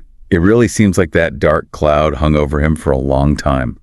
But in his work, he just kept getting weirder and more experimental. He does What's Eating Gilbert Grape, where he works with a very young Leonardo DiCaprio. Yeah. And honestly, the dynamic there is kind of hilarious in retrospect. It is. Depp was in a really dark place mentally during that shoot. He openly admits he was drinking heavily. And here comes 19-year-old Leo, just full of boundless energy, constantly talking about video games, and desperately wanting to bond with his cool, older co-star. Depp admitted he actively tortured him. Leo would ask for a drag of his cigarette, and Johnny would just be like, "No, I will not give you a drag of my cigarette while you hide from your mother again, Leo." It is funny, but it really shows Depp's mindset at the time. He was trying so hard to be this brooding, serious artist, and he had absolutely zero patience for Leo's youthful enthusiasm. Though, of course, Leo acted circles around almost everyone in that movie, which probably didn't help Depp's mood at all. Probably not. But then we get to Ed Wood. He plays the worst director ever, working with Martin Landau. And again, he leans into the physical transformation, the special dentures for the smile. Right. He loved the props. He loved finding the character from the outside in. And if Leo was the annoying little brother on set, Hunter S. Thompson became the ultimate mentor, the godfather of gonzo journalism. For listeners who might not know, Hunter S. Thompson created gonzo journalism. It is this idea that the reporter isn't objective at all, but is actually a central part of the story, usually fueled by massive amounts of drugs, alcohol, and firearms, and Depp was completely obsessed with him. The story of how they actually met is legendary. It is 1994 in Aspen, Colorado. Depp walks into a local tavern, and he sees literal sparks flying across the room. Literally. Thompson was clearing a path through the crowded bar with a cattle prod, a taser gun. People were jumping out of the way, screaming. And Thompson just parts the Red Sea, walks right up to Depp, and introduces himself. That is a friendship origin story you just cannot make up. And Depp didn't just play him in the movie Fear and Loathing in Las Vegas. He pretty much became him. He moved into Thompson's basement. He studied him like a scientific specimen. He noted the exact way he smoked, the specific way he mumbled his words. He even stole his clothes. Again, with stealing the clothes. They bonded so deeply over this shared appreciation for the absurd and the rebellious. Years later, when Thompson committed suicide, Depp spent millions of dollars to fulfill Thompson's final wish. The cannon. Yes, shooting his ashes out of a cannon mounted on a 150-foot tower. I mean, that is loyalty. And it brings us to the other incredibly chaotic relationship of the 90s. Kate Moss. The press literally called it the cocaine romance. They were the ultimate. A couple of the decade, but they were highly destructive together. They were constantly traveling, constantly partying. There is the famous incident at the Mark Hotel in New York. Police were called at 5:30 in the morning because Depp was violently smashing up the presidential suite. And he tried to blame an armadillo, didn't he? He jokingly told the police that an armadillo had jumped out of the closet and wrecked the room, but really it was just a massive fight. He had to pay nearly $10,000 in damages. Unbelievable. And there was another incident at the Hotel du Cap in France where he completely trashed a room simply because Kate wasn't allowed to walk through the lobby wearing a bikini. It sounds utterly exhausting just hearing about it. But there was also this wild, extravagant romance amidst all the chaos. I read a story about him hiding a diamond necklace for her. Well, hiding it in a very specific place to surprise her. Yes, he reportedly hid a diamond necklace between his buttocks. He told her, "I have something for you, but you have to come get it." I mean, points for creativity, I guess. But eventually he realized he just couldn't keep living his life like that. He actually took full blame for the breakup with Moss. He said he was just way too difficult to be around, and he prioritized his work over her. That level of self-awareness is really what saved him from going over the edge. He was approaching his late 30s, he had the critical respect, he had the fame, but his personal life was a total mess. And then, in 1998, he walks into a hotel lobby in Paris while filming The Ninth Gate. The boom moment. He sees a woman from behind just her back and her neck from across the room. She turns around, and it's Vanessa Paradis, the French singer and actress. He said in that exact instant, his life as a single man was just over. And this really was the massive shift the sources point to. They had a daughter, Lily Rose, almost immediately. And the change in his behavior was drastic. He completely stopped the hard partying. He stopped the hotel trashing. He said that holding his daughter for the first time was the first totally selfless moment of his entire life. For a guy who had been the chaotic center of his own universe for 20 years, that is a massive psychological shift. He finally had the safe home base he never had as a kid. I found his parenting philosophy really interesting in the notes, especially given his own past. He was very open with Lily Rose. There is a quote where he talks about the advice he gave her regarding drugs when she was about 13 years old. It is definitely controversial, but very honest. He told her, "If you are at a party and someone hands you a joint, take it and pass it to the next person. Don't smoke it. You don't know what's in it. You don't know who touched it." He said, "If you want to experiment, you come to me. I will get it. We will do it here, where you are safe." I will be the safety net. It goes right back to his own childhood where he had absolutely no safety net. He wanted to be the exact opposite of his own parents. Exactly. He wanted to remove all the unpredictability from her life. So, as we head into the early 2000s, Johnny Depp is a fundamentally different man. He is a father. He is living quietly in France. Career-wise, he is considered one of the best actors alive, but he is definitely not a box office guarantee. Far from it. He did Donnie Brasco, which was amazing. Al Pacino actually personally vouched for him to get that role. Pacino was offered Lefty, but suggested Depp for Brasco. But then he had a string of commercial disappointments. He played the real-life drug smuggler George Jung in Blow. Right. Great performance. He even visited Jung in prison to prepare and showed this deep empathy for the criminal figure. But the movie didn't exactly set the world on fire. He indulged his obsession with history in Jack the Ripper in From Hell, which did okay, but then he had a massive, massive failure with The Brave. This was the movie he directed himself. This failure hurt him deeply. He poured millions of his own money into it. He co-wrote it with his brother, and when it finally premiered at Cannes, the critics absolutely ripped it to shreds. They called it inept and narcissistic. He was so deeply hurt that he completely refused to release it in the US. So he is in this really weird spot in the industry. He is the critic's darling for weird things like Fear and Loathing. But the major studios see him as box office poison. He's the guy you hire for the weird art film, not the huge summer blockbuster. He was the undisputed king of the cult classics, but nobody was looking at Johnny Depp and thinking, action hero. And that is what makes the next step in his journey so completely insane. Disney comes calling, they have a theme park ride, they want to make a movie out of it, and they hire the guy who snorted fake cocaine and blow and hung out with Hunter S. Thompson to be their lead. It was a huge gamble that really shouldn't have worked, but this brings us perfectly full circle. Remember the childhood, the volatility, the constant reading of the room. The chameleon. Exactly. Depp took that Disney script, saw a totally generic pirate character, and decided to do something completely left field.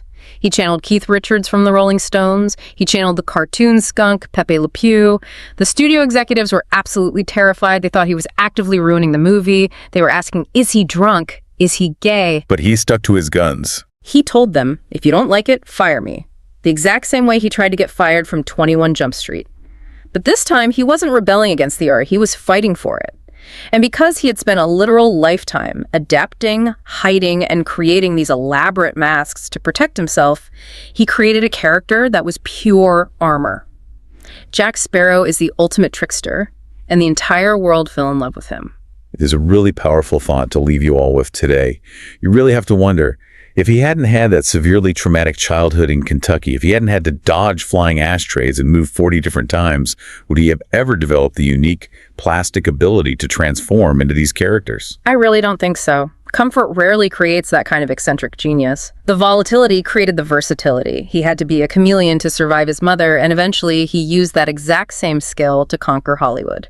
From the action-packed can of soup to the most famous pirate in the world, it has been a genuinely wild ride unpacking the man behind the eyeliner today. Thanks for guiding us through the chaos. A pleasure as always. And thank you for listening. Keep those suggestions coming, and we will see you on the next deep dive. Okay, picture the scene. It is June 25th, 2009. You might be at your desk, maybe sneaking a look at your phone during a meeting, or you're just getting home, and suddenly the digital world it breaks. It really did. And I don't mean that as a figure of speech. I mean the actual infrastructure of the internet buckled under the weight of human behavior. It was basically a digital cardiac arrest. That is a chilling way to put it, but yeah, it's accurate. Google's search traffic spiked so violently, we're talking about millions of simultaneous queries for the exact same terms, that their automated security systems actually flagged it as a DDoS cyber attack. Oh. Yeah, they thought a botnet was trying to take down the search engine. Twitter, which was, still relatively new and fragile back then, it just crashed completely, went totally dark. And the irony there is it wasn't a nation-state attack. It wasn't a coordinated hack by a rival government. Right. It wasn't a political assassination or a natural disaster. It was one man, Michael Jackson. The news anchors were breaking into regular programming with this look of just total disbelief. And people weren't just posting online. They were physically gathering. Like in the streets. Exactly. Times Square, the Apollo Theater in Harlem, Shibuya Crossing in Tokyo, just strangers hugging, crying in the streets. That reaction is really our starting point for this deep dive. Because to crash the internet in 2009, it required a level of global engagement that is mathematically impossible to replicate today. Because we're so divided now. Exactly. Our culture is too fractured now. We live in these algorithmic bubbles. But that day proved that Michael Jackson was perhaps the last true piece of the monoculture. He was the only thing the entire planet agreed on watching. And that brings us to the real mission of today's deep dive. Yeah. We have this massive stack of biographical research we're pulling from, specifically the comprehensive source, Michael Jackson Biography, the complete life story of the King of Pop. It's a heavy text, covers everything from his birth to his final days in Los Angeles. But our goal today isn't just to retell the story everyone thinks they already know. You know the hits, you know the moves. But we aren't here to just talk about the sequined glove or the tabloid covers. We need to dismantle the machinery of his life. We really want to understand the business acumen, the musical theory, the psychology, and the sheer logistical reality of being the most famous person on Earth. The day-to-day reality of it. Right. We need to look at the system of Michael. How did a child born into a steel town become a brand worth billions? And what was the human cost of that scaling process? Because there's always a cost. We want to find the human being buried under the myth, because the reality of his life, as portrayed in the source material, was a massive contradiction. A huge contradiction. You have a man who could command a stadium of 100,000 people, literally stand there, motionless and make them faint, but who struggled to make eye contact in a one-on-one conversation. Powerful, yet deeply vulnerable. He was a global commander who was arguably terrified of the very world he ruled. So let's get into the time machine here. We are leaving the glitter of Hollywood and going straight to the Rust Belt. Gary, Indiana. Yes, Gary. And we need to set the scene properly, because this isn't just, a generic poor neighborhood. This is a highly specific industrial context. You really have to understand the sensory experience of Gary in the 1950s to understand the Jackson sound.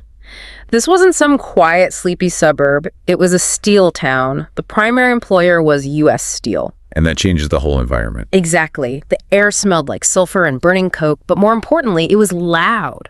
The rhythmic clanging of the steel mills, the stampers, the steam whistles, that was the literal background noise of their everyday lives. It was highly percussive. Yes. And the family lived at 2300 Jackson Street. Now, in your head, as a listener, you might picture a humble, cozy home. But I want you to look at the specs provided in our source material. It was a 2-bedroom house. Right. It was 672 square feet. For 2 parents and 9 children. I mean, just do the math on the square footage per person there. It's practically a submarine. You have zero privacy. None. You are constantly navigating around other bodies. If someone is practicing an instrument, everyone hears it. If someone is arguing, everyone hears it. And in that pressure cooker of a house, you have 2 opposing forces that really shaped Michael, Katherine Jackson and Joe Jackson. Katherine is essentially the melody of the house, right? She's the melody and the morality. She was a pianist and a singer, but she contracted polio as a child. Oh, wow. Yeah, and that physical limitation left her with a permanent limp, which meant her dreams of being a country and Western performer were effectively over before they started. So she pivoted. She channeled all that performance energy into the house. She brought in folk songs, harmonies. She was also a devout Jehovah's Witness, which installed this intense software of humility in the kids. How so? Well, she taught them that their talent was a loan from God, not something they actually owned. It kept them grounded. And then there's Joe. Yes. The rhythm section. Yeah. And a very harsh rhythm section at that. Joe Jackson is a highly complex figure. He was a crane operator at the mill, which is brutal, dangerous work. Right. He was a former boxer. He was a failed guitarist for a band called the Falcons. He saw his children not just as family, but as a potential escape pod from the industrial trap of Gary. Because he knew the mill was a dead end. Exactly. But his management style was, well, let's call it survivalist. The source material doesn't sugarcoat this at all. We aren't just talking about a strict dad who made them do their chores. We're talking about physical enforcement of perfection. He drove them with a fear of failure that was entirely visceral. Right, because he believed that for a black family in 1960s America to succeed, they had to be twice as good as anyone else. He was terrified of them falling into the traps of the neighborhood. Gangs, drugs, poverty. So he pushed them with an intensity that bordered on abuse. Honestly, it crossed the line into abuse. And this is where the broken string anecdote from the text is so vital, because it explains the exact pivot from a family playing music to a formal band. Right, this story is legendary. So Tito, one of the older brothers, used to sneak Joe's guitar off the wall while Joe's at work. Now, Joe had a strict rule. Do not touch my guitar. The one rule you don't break. Exactly. But Tito plays it, teaches himself chords.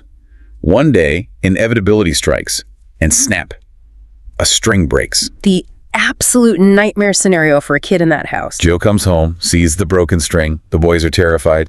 In that household, destruction of property usually meant severe physical punishment. Right. But instead of just grabbing his belt, Joe stares at Tito and says, "Show me what you can do." He makes him play the guitar with the broken string. And when Tito plays, Joe, the failed musician, he hears something real. He realizes, wait a minute, these kids aren't just messing around. They have raw materials that are better than anything I had in the Falcons. That is the moment the light bulb goes on. He realizes he has a product.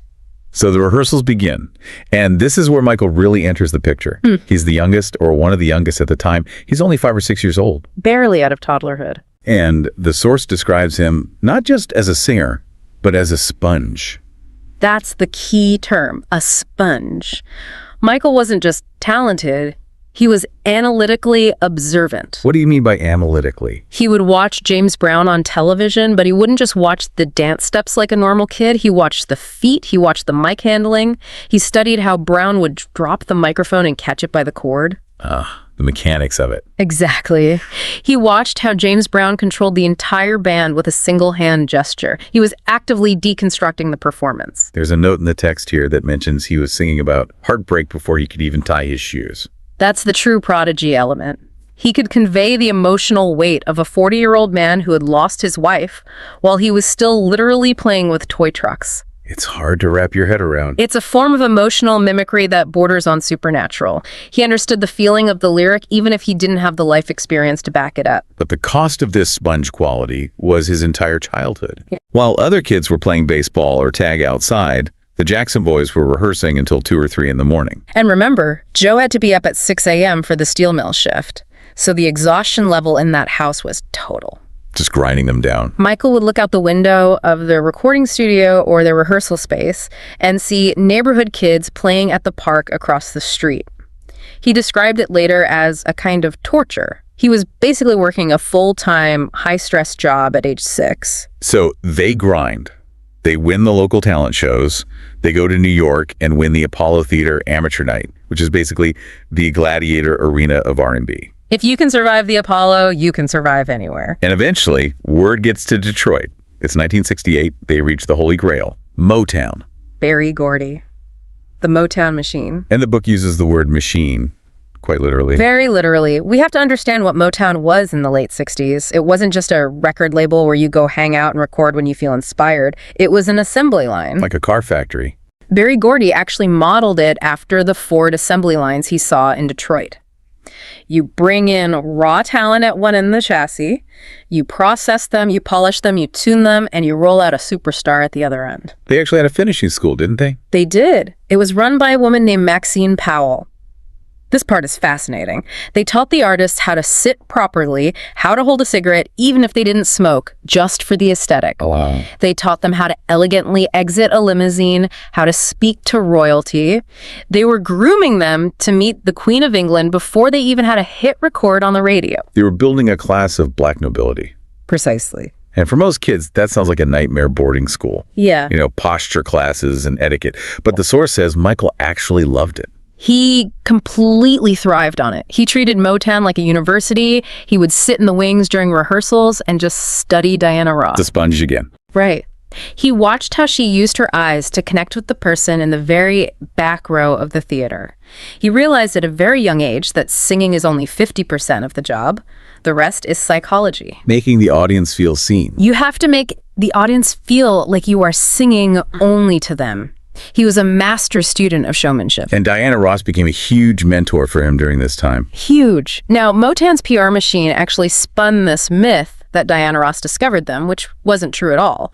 Gladys Knight and a few others had seen them first. It was just a marketing hook. Exactly, but the emotional bond between her and Michael was very real. She was this glamorous maternal figure who really took him under her wing when he was far from home. And the output of this Motown machine was historic. I mean, look at this.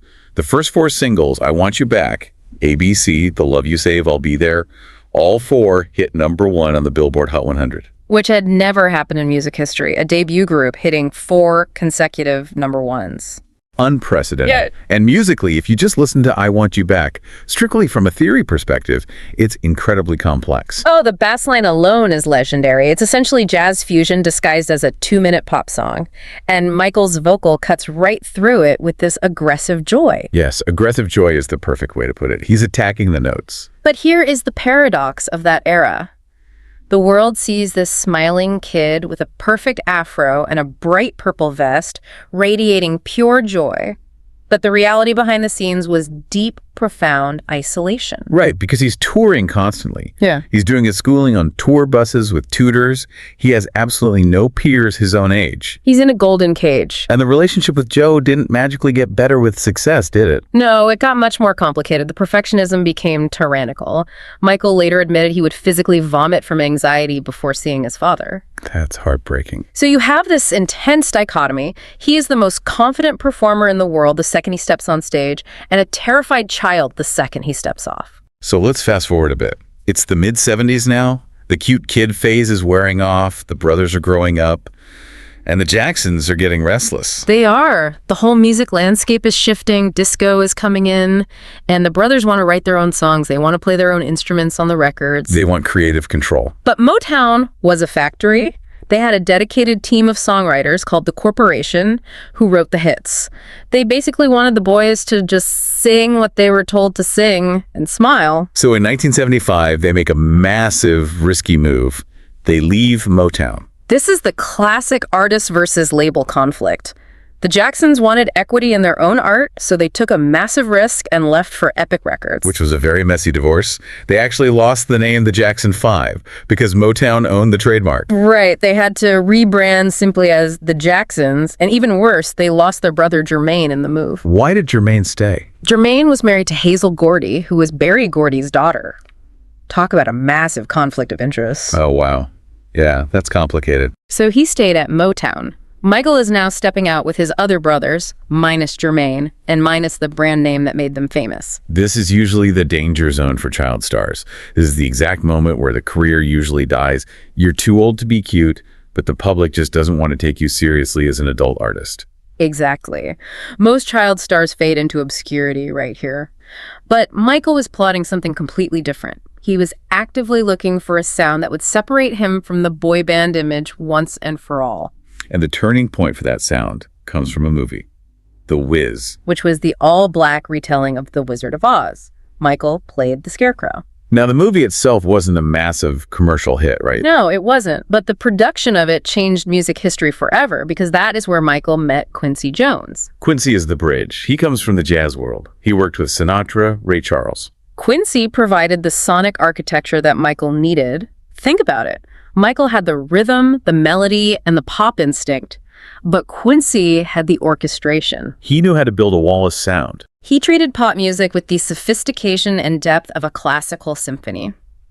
When Michael asked Quincy to produce his first real adult solo album, people in the industry actually told Quincy not to do it. Really? Yeah, they told him Michael was over, a has-been child star. Well, good thing he didn't listen to them, because that collaboration gave us Off the Wall in 1979. Which, for a lot of music critics and audiophiles, is actually considered the superior album to Thriller. Has a different vibe. It's looser, it's funkier, it's the absolute perfect blend of the end of the disco era and the very beginning of modern R&B.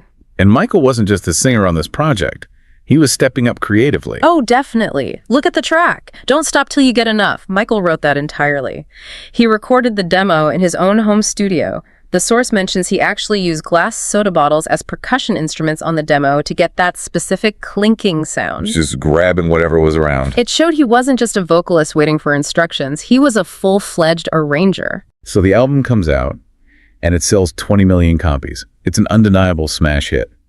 But then the Grammy nominations are announced. Then he gets one win. Best R&B vocal performance. Which felt like a slap in the face. He was completely pigeonholed. Yeah. The industry saw it as a quote-unquote black album. They didn't see it as a pop album or a record of the year contender. Michael was devastated. The source says he actually cried over this. He did. He felt the industry was just patting him on the head, saying, "Nice job, kid, but stay in your lane." So his reaction wasn't defeat. It was a vow. It was pure vengeance through excellence. He told Quincy, the next album will not just be a hit, it will be the biggest selling album in human history. Setting the bar impossibly high. He said, we are going to kill the concept of filler tracks. In the vinyl era, usually you had 2 radio hits and 8 boring songs to pad out the record. Michael said, no. Every single song on the next record has to be a potential #1 single. Enter Thriller, 1982.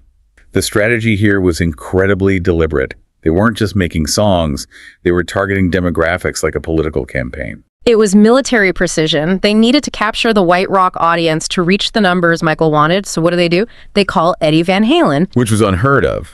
You have to understand, in 1982, rock and R&B were strictly segregated. Radio stations had completely different formats. Putting a heavy metal guitar solo on a Michael Jackson R&B track beat, it was musical heresy. But it worked perfectly. It kicked the door right down. Suddenly, Michael is playing on rock radio stations. Then they targeted the visual medium, MTV. And MTV was a huge barrier back then. At that time, MTV was basically a 24-hour channel for white British new wave bands. They absolutely refused to play black artists. They claimed their format was rock, and black artists just didn't fit the demographic. So how did Michael force his way on? Pure leverage. Walter Yetnikoff, who was the head of CBS Records, essentially threatened MTV. He went to war for him. He said, I have the biggest artist in the world right now. If you don't play the video for Billie Jean, I am pulling every single other artist on my label off your entire channel. He strong-armed them. And once Billie Jean aired, It was game over. It completely broke the color barrier on television. And then right after that, we have to talk about Motown 25, the TV anniversary special. The performance of Billie Jean, the night he officially became a myth. He steps out onto that stage entirely alone, no brothers, the fedora, the single white glove, the sequin jacket, and during the bridge of the song, he does the moonwalk. It's iconic. Now, technically speaking, the moonwalk is an illusion. It's a breakdance move called the backslide that street dancers in cities had been doing for years. Michael didn't invent it. But he perfected it. He smoothed it out until it looked like magic. He made it look like he was literally floating backward on ice. If you listen to the audience reaction in the recording of that broadcast, it is visceral. They are screaming like they're seeing a ghost levitate. And 50 million people at home saw it on their TVs. It changed live performance forever. And then he doubles down with the Thriller video, Which is a 14-minute short film, not just a promo clip. And again, let's look at the business side here. The label refused to pay for it. They said, who on earth is going to watch a 14-minute music video with dancing zombies? And it was expensive. It cost $500,000, which was insane money for a music video in the early 80s, so Michael paid for it himself. He financed it out of pocket. He and the director, John Landis, produced it. And to offset the costs, they came up with this brilliant idea to sell a Making of Thriller documentary on VHS tape. Wow, that's genius. It funded the video and created the concept of the event video. People literally stayed home from work to watch the premiere on MTV. It wasn't just a music release, it was a cultural holiday. And the numbers that followed are staggering. The best-selling album of all time. Over 100 million copies sold worldwide. 7 top 10 singles from one album. 8 Grammys in a single night. He didn't just break the glass ceiling. He dismantled the entire building. He became the most famous human being since, arguably, major religious figures. You could go anywhere. Anywhere. You could go to a remote village in the Amazon rainforest without electricity, and they knew the name Michael Jackson. But here is the pivot point in our deep dive. When you reach that altitude, the oxygen gets very thin. We move into the mid-'80s. He's the undisputed king of pop, but he's also becoming a highly strategic businessman. Let's talk about the Beatles catalog, because this is often cited as the moment he secured his real generational wealth. This is a masterclass in intellectual property strategy. Paul McCartney had actually given Michael advice during their collaborations earlier on. On Say, right? Yes. Paul told him, Michael, the real money in this industry isn't in touring or selling your own records. It's in publishing. Every time a song is played on the radio, used in a movie, or covered by a bar band, the owner of the publishing rights gets paid. And Michael took that advice very literally. He did. When the ATV music catalog came up for sale in 1985, which happened to own the publishing rights to nearly every Beatles song ever written, Michael put in a bid for $47.5 million, and he outbid everyone, including McCartney. And Paul was furious about that. Paul felt totally betrayed. He thought he was giving friendly advice to a peer, not training a direct competitor to buy his own life's work. But business is business. It was an incredibly shrewd move that secured Michael's financial future for decades. It showed he wasn't just this naive performer who only cared about dancing. He was a mogul. He understood that intellectual property was the true gold of the modern era. But simultaneously, while he's making these boss moves, the public image starts to warp. We enter the bad era in 1987. He toughens up the visual image. He's wearing buckles, black leather, more aggressive persona. But the media really turned on him during this time. The wacko-jocko narrative began to take root. And we need to address the physical changes here, because according to our sources, this is often completely misunderstood and was a huge source of public mockery. Right, specifically his skin color. The press ran with the narrative that he was intentionally bleaching his skin because he hated being black and wanted to be white. Which the biography makes clear was cruel and incorrect. The medical reality, which was confirmed beyond a doubt by his autopsy later, was that he suffered from vitiligo. Which is a skin condition. It's an autoimmune disease where your immune system attacks your own pigment cells. So you develop these stark white blotches all over your skin. So he was literally losing pigment in patches. Exactly. And for a performer who is constantly under stadium spotlights and high-definition cameras, that is devastating. Initially, he used dark makeup to cover the white patches to maintain his original complexion. But it progressed. As the disease progressed and the white patches became the vast majority of his body, it became easier to just use light makeup to cover the few remaining dark patches to look uniform. The depigmentation was nearly total. But the public didn't know the medical details. They just saw a black man seemingly turning white before their eyes and assumed it was severe self-hatred. And he didn't really come out and explain it, did he? He was notoriously private. He finally mentioned it in the Oprah Winfrey interview in 1993, but by then the tabloid narrative was set in stone. People thought it was just an excuse. And amidst all this intense scrutiny, he retreated from the world.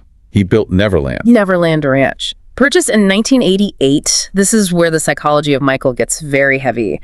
He bought a massive, sprawling property in the San Ynez Valley and turned it into a literal amusement park. He had a zoo, a train station, a Ferris wheel, a full movie theater with actual candy counters. Now, to the outside world, this just looked like eccentricity run amok.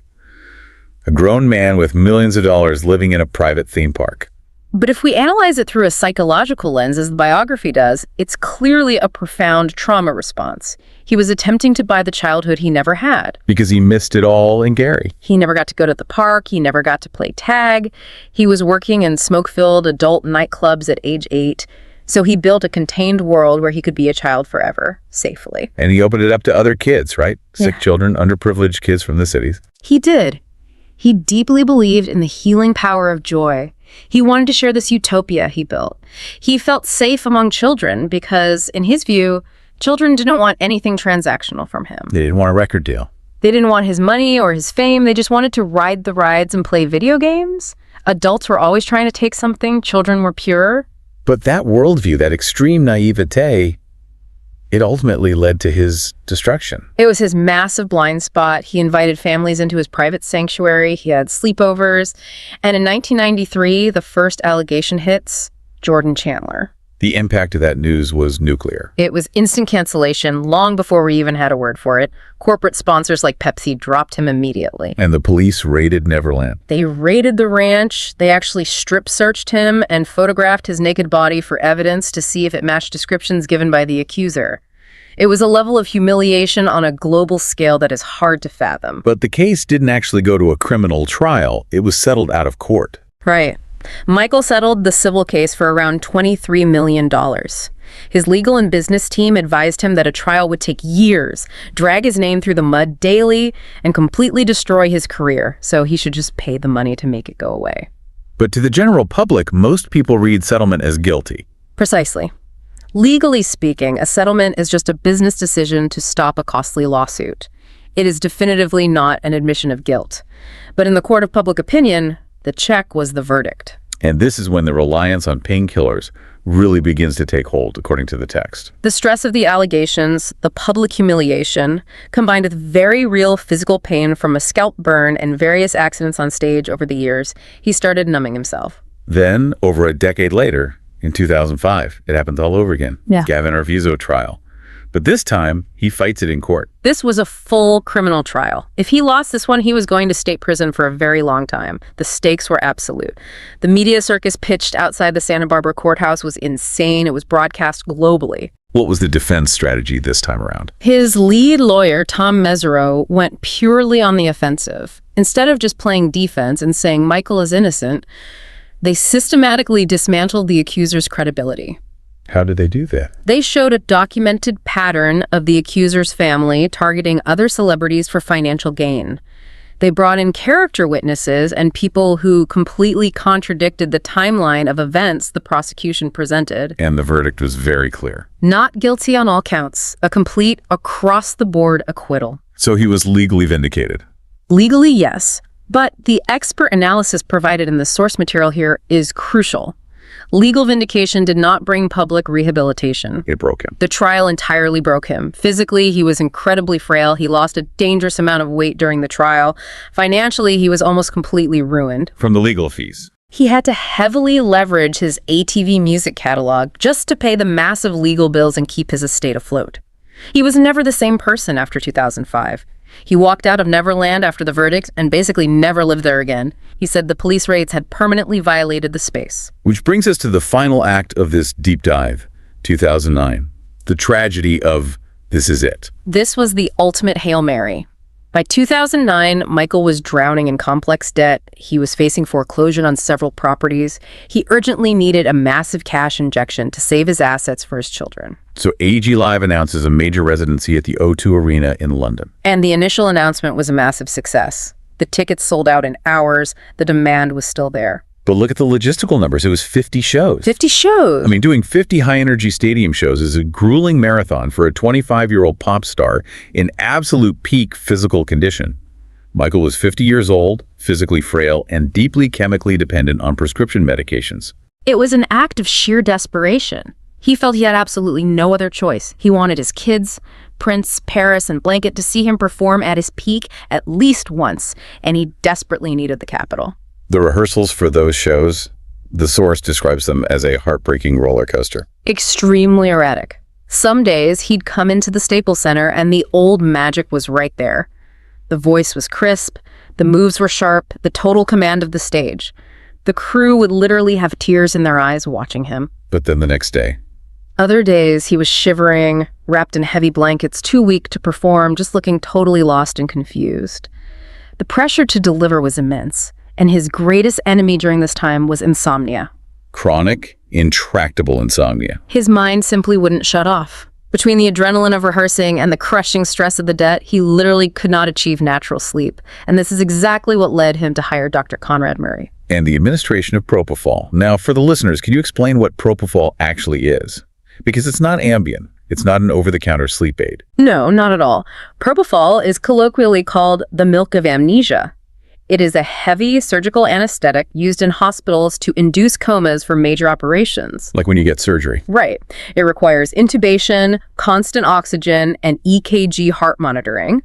It is never, ever intended to be used in a private residential bedroom as a casual sleep aid. But he was demanding it. Because when you are on propofol, you aren't actually sleeping. You are chemically unconscious. You do not get the REM sleep cycles, which is what the human brain physically needs to restore itself. So he was basically being medically knocked out every single night and woken up, but his brain wasn't resting at all for weeks. He was a walking zombie. And on the morning of June 25, 2009, Dr. Murray administered the drug, left the room for a moment, and Michael simply stopped breathing. His heart, worn out by years of stress and chemical strain, just stopped. And just like that, the world stopped. He was only 50 years old. It's truly a tragedy of Shakespearean proportions. The greatest entertainer in the world dying alone in a rented mansion just trying to get some sleep. It's devastating. But we can't end this deep dive on the hospital bed. We have to look at the massive footprint left behind, the legacy. The blueprint. That's really the word for it. If you look at artists like Justin Timberlake, Bruno Mars, The Weeknd, Usher, Beyoncé, they are all operating on the foundational software that Michael Jackson wrote. In what specific way? The modern expectation that a pop star must be a triple threat. A world-class vocalist, an elite dancer, and a visual icon. Before Michael, you could basically just stand in front of a microphone stand and sing beautifully. And that was enough. Right. Like Sinatra or even early Motown. After Michael, if you aren't executing complex choreography, if you don't have a high-concept cinematic music video, you simply aren't a superstar. He raised the bar so high that the entire industry is still just trying to jump over it. And we have to mention the Super Bowl halftime show. Exactly. Before his performance in 1993, the Super Bowl halftime show was basically local marching bands and performance groups like Up With People. It was a bathroom break. Michael changed the paradigm. He did the 1993 show, and he literally stood completely still on stage for 90 seconds at the start. Just stood there while the crowd went insane, and the TV ratings actually went up during halftime instead of dropping. He single-handedly turned it into the global mega spectacle it is today. And what about the business legacy? Ironically, his death instantly solved all his financial problems. The rehearsal footage from this It was quickly turned into a documentary film that became the highest-grossing concert movie of all time. The estate made billions. The estate paid off every single debt. His music found a completely new generation on streaming platforms. So how do we summarize all of this? How do we hold this entire complex life in our heads at once? The undeniable genius and the profound tragedy. The joy he gave billions of people and the pain he clearly lived in. You have to hold two conflicting truths at once. He was a man of unparalleled artistic genius who, quite literally changed the vibration of global culture. And simultaneously, he was a deeply damaged human being who was a victim of his own massive success and his traumatic upbringing. You can't separate them. You cannot separate the art from the trauma because the trauma is exactly what fueled the art. He was the little boy from Gary who built a massive castle to hide in, but the world just kept knocking the door down. That's exactly it. He gave the world everything he had, and in the very end, it took everything from him. Here's a thought to leave you with, to mull over after you stop listening. In our current, highly algorithmic world, where we all live in our own customized, fragile little content bubbles, is it even possible for a star of that magnitude to exist again? That's the real question. Or was he the last time the entire world actually held hands and looked at the exact same thing? I really think he was the last one. The monoculture died with him. Listeners, tonight, do yourself a favor. Go put on Human Nature from the Thriller album. Listen closely to the breathing in the vocal track. Listen to the texture and the emotion. And remember the human cost of that perfection.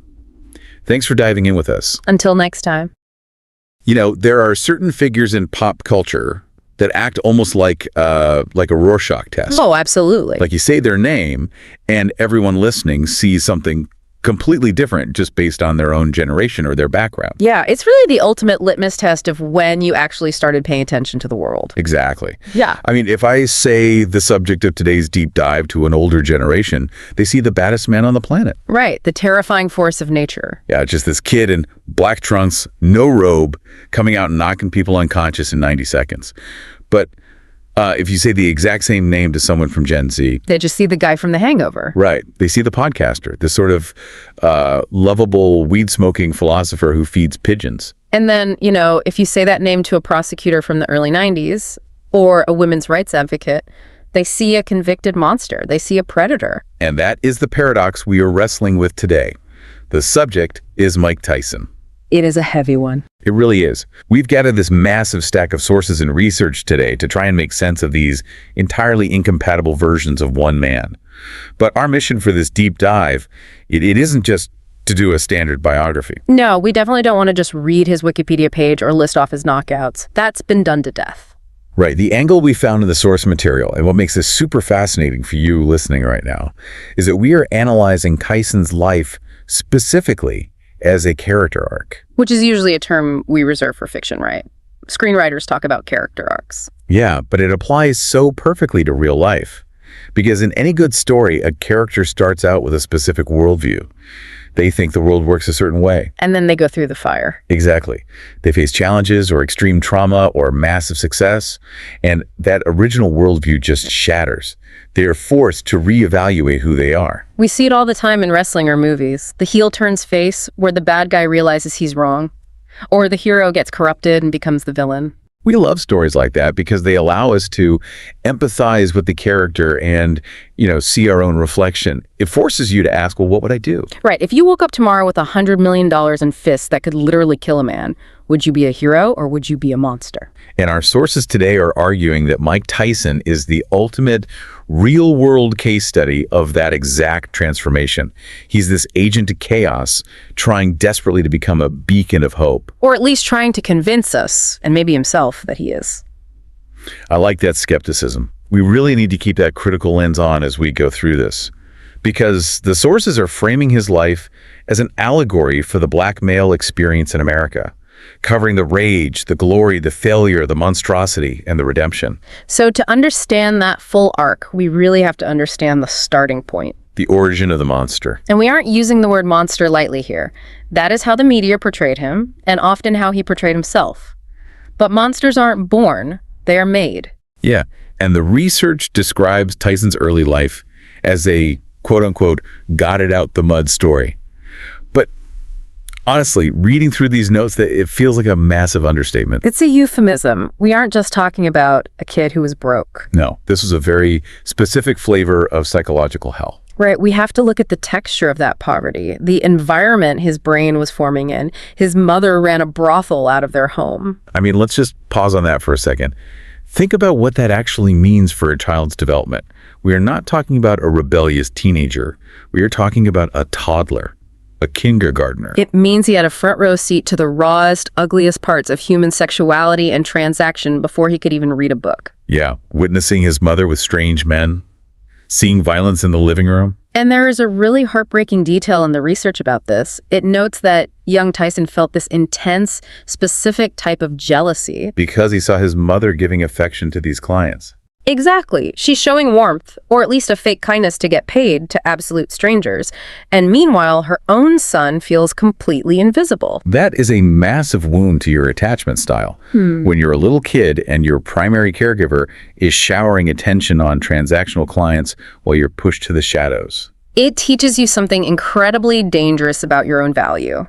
It teaches you that affection is purely transactional and that you are at the absolute bottom of the hierarchy. It essentially wires your brain to believe you have no inherent worth. And then look at the father figure in the house. The man who was around, who likely wasn't even his biological father, was a pimp. So if you are young Mike Tyson trying to figure out how to be a man, what is your blueprint? Your blueprint is a man who controls women, who uses violence to maintain order, and who is completely emotionally detached. That is what a successful man looks like in that ecosystem. And then you layer on top of that the direct trauma he experienced. The notes are very clear that we have to talk about the assault. Yeah, he was sexually assaulted at age 7. Which is a detail that always seems to get glossed over in the flashy sports documentaries.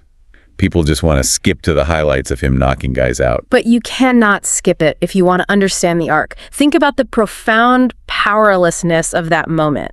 You're 7 years old, you're snatched off the street, and you're violated. And you tell absolutely no one. You just swallow the shame and the rage. And simultaneously, he's getting bullied relentlessly by other kids in the neighborhood. Right. We all have this image of Iron Mike as the scariest human alive. But at 10 or 11 years old, the sources say he was a small, shy kid. He had a high-pitched voice, a lisp, and gapped teeth. He was a target. He was constantly running home to avoid getting beat up by the older kids. So let's tally this up for the listeners. You have a kid who feels completely worthless at home, utterly powerless in the streets because of the sexual assault, and constantly humiliated by his peers because of how he looks and talks. It is a pressure cooker, and the valve is welded shut. And when the lid finally blew off, it wasn't a slow leak. It was a massive explosion. The research says by the time he was 13 years old, he had been arrested nearly 40 times. 40 times by age 13. That number is staggering. Mugging, fighting, petty theft. He was reacting to the world with pure chaos. Because chaos was the only language he'd ever been taught. He was trying to take back some semblance of power, and the only way he saw men take power, through violence. Which brings us to the moment where the narrative usually shifts to the savior figure. Enter Cus D'Amato. The architect. The Einstein of fight science. Now, the Hollywood version of this story is that Cus saved Mike. He took him out of reform school after his mother died when he was 16, gave him a nice home in the Catskills, and turned him into a champion. It's that classic feel-good sports movie trope. But our sources today paint a much more complicated picture. It's significantly darker than the movie version. Much darker. Because while Cus absolutely provided stability, Tyson suddenly had a bed, regular meals, a family structure. We have to be careful to distinguish between stability and wholeness. Right. What does the research say about that distinction? It points out that Cus wasn't trying to raise a well-adjusted, emotionally healthy young man. He wasn't sitting Mike down to process the trauma of the brothel or the assault. He was an architect building a weapon. Exactly. He saw this raw, bubbling rage, and instead of trying to heal it, he managed that antisocial behavior and channeled it exclusively into the boxing ring. He weaponized the kid's trauma. Yes. The sources talk about this psychological concept of the God complex that Cus instilled in him. Cus looked at a kid who had literally zero self-esteem, who felt like dirt, and decided the only way to fix him was to swing the pendulum as far to the other extreme as possible. Going from I am nothing to I am a literal God. There is a quote in the notes that perfectly captures this. Cus told young Tyson, if the prophets and gods had a son, he couldn't beat you. Man, imagine hearing that when you've been bullied and ignored your entire life. Yeah. That must have been like a drug. It was incredibly intoxicating to Tyson. But the expert analysis in our source points out how fragile that is. It's called megalomania as a defense mechanism. So you aren't building genuine confidence. No, you are building a suit of armor out of invincibility. And Tyson was just a vessel for Cuss's creation, this persona of Iron Mike. But if that armor ever cracks, the person inside is still just that terrified 7-year-old boy. And the mortar holding all of that armor together was fear. I found this part of the deep dive really fascinating, Cuss's philosophy on fear. You would expect an old school boxing trainer to say, fear's for the weak, don't be afraid. Right, be a tough guy. But Cuss operated on a totally different psychological level. He taught Tyson that fear is like fire. It's just a natural force. If you let it burn out of control, it destroys your house. But if you control it, it cooks your food. It warms your home. It powers the engine. So he essentially taught him to metabolize his own terror. The notes describe Tyson's internal state before a fight as having supreme confidence, but being scared to death. Tyson has described shivering in the locker room, just paralyzed by the visualization of failure. But he used that adrenaline. Cuss had him visualize his knuckles literally piercing the leather of the gloves to break the opponent's bones. And then as he walks out to the ring, that fear hardens into something else. Once he steps through the ropes, he feels like a god. And that paradox is what made him so unbelievably dangerous. He wasn't in there fighting for points on a scorecard or even really for a paycheck at first. He was fighting for psychological survival. Fighting to keep the god persona alive so the scared little boy wouldn't have to exist. Exactly. Which transitions us beautifully into the second segment of his arc, the gladiator and the Ide. This is the part of the research that really turns the mirror back onto us as a society. Because we have to ask why we were so utterly obsessed with him. Right, to understand that, the sources take us all the way back to ancient Rome, to the historical concept of the gladiator. Most people just think of gladiators as ancient entertainment, like early football. Yeah, guys with swords fighting in the Colosseum. But the research highlights their vital social function. They actually started as a practice at funerals for the powerful and then evolved into entertainment for the masses. It provided what the source calls the vicarious consumption of violence. Break that concept down for the listener, the vicarious consumption. Well, civil society requires us all to suppress our violent urges. You can't just punch someone who cuts you off in traffic.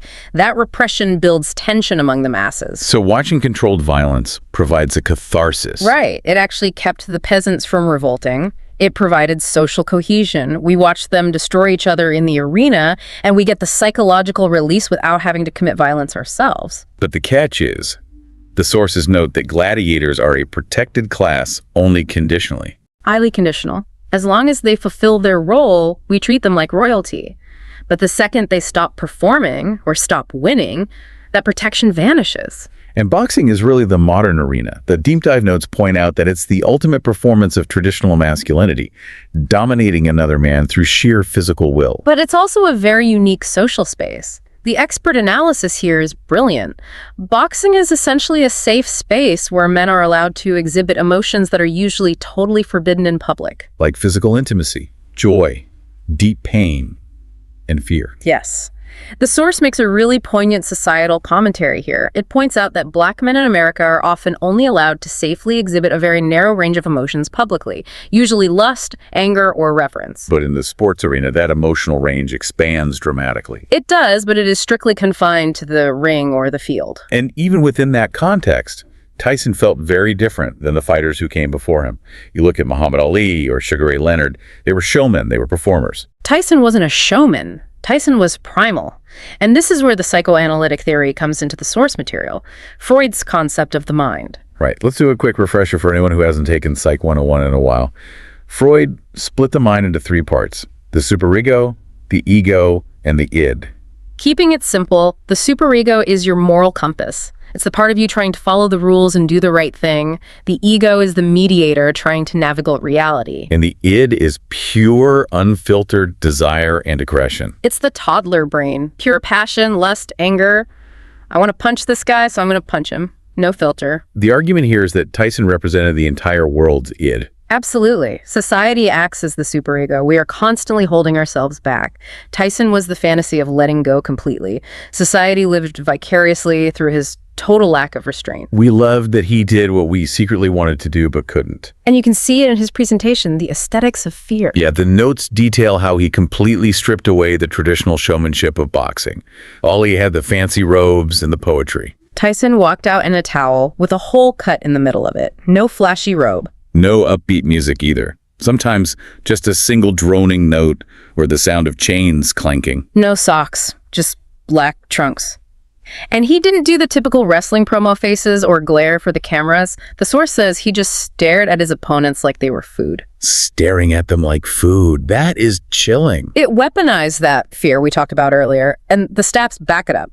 He knocked out 16 men in the first round alone. Combining that ferocious power with Customado's peekaboo style. Half of his opponents were beaten mentally while they were still getting their hands wrapped in the locker room. They knew they were stepping into the ring with a mythic monster. And that weaponized fear made him the biggest star in the world. The notes point out he was even bigger than Michael Jordan at that specific time. Because Jordan represented athletic excellence, Tyson represented something primal and terrifying. But the thing about myths, and especially about living as the unrestrained eyed, is that it's completely unsustainable. Eventually, reality catches up. Which brings us to the third segment, the crack in the armor and the beginning of the fall. And the fall begins with a loss of structure. In 1985, Customado dies. Right before Tyson becomes the youngest heavyweight champion in history at just 20 years old. Think about that combination. You're 20 years old, you have the world at your fingertips, unprecedented wealth and fame, and the only man who ever provided you with discipline and guidance is gone.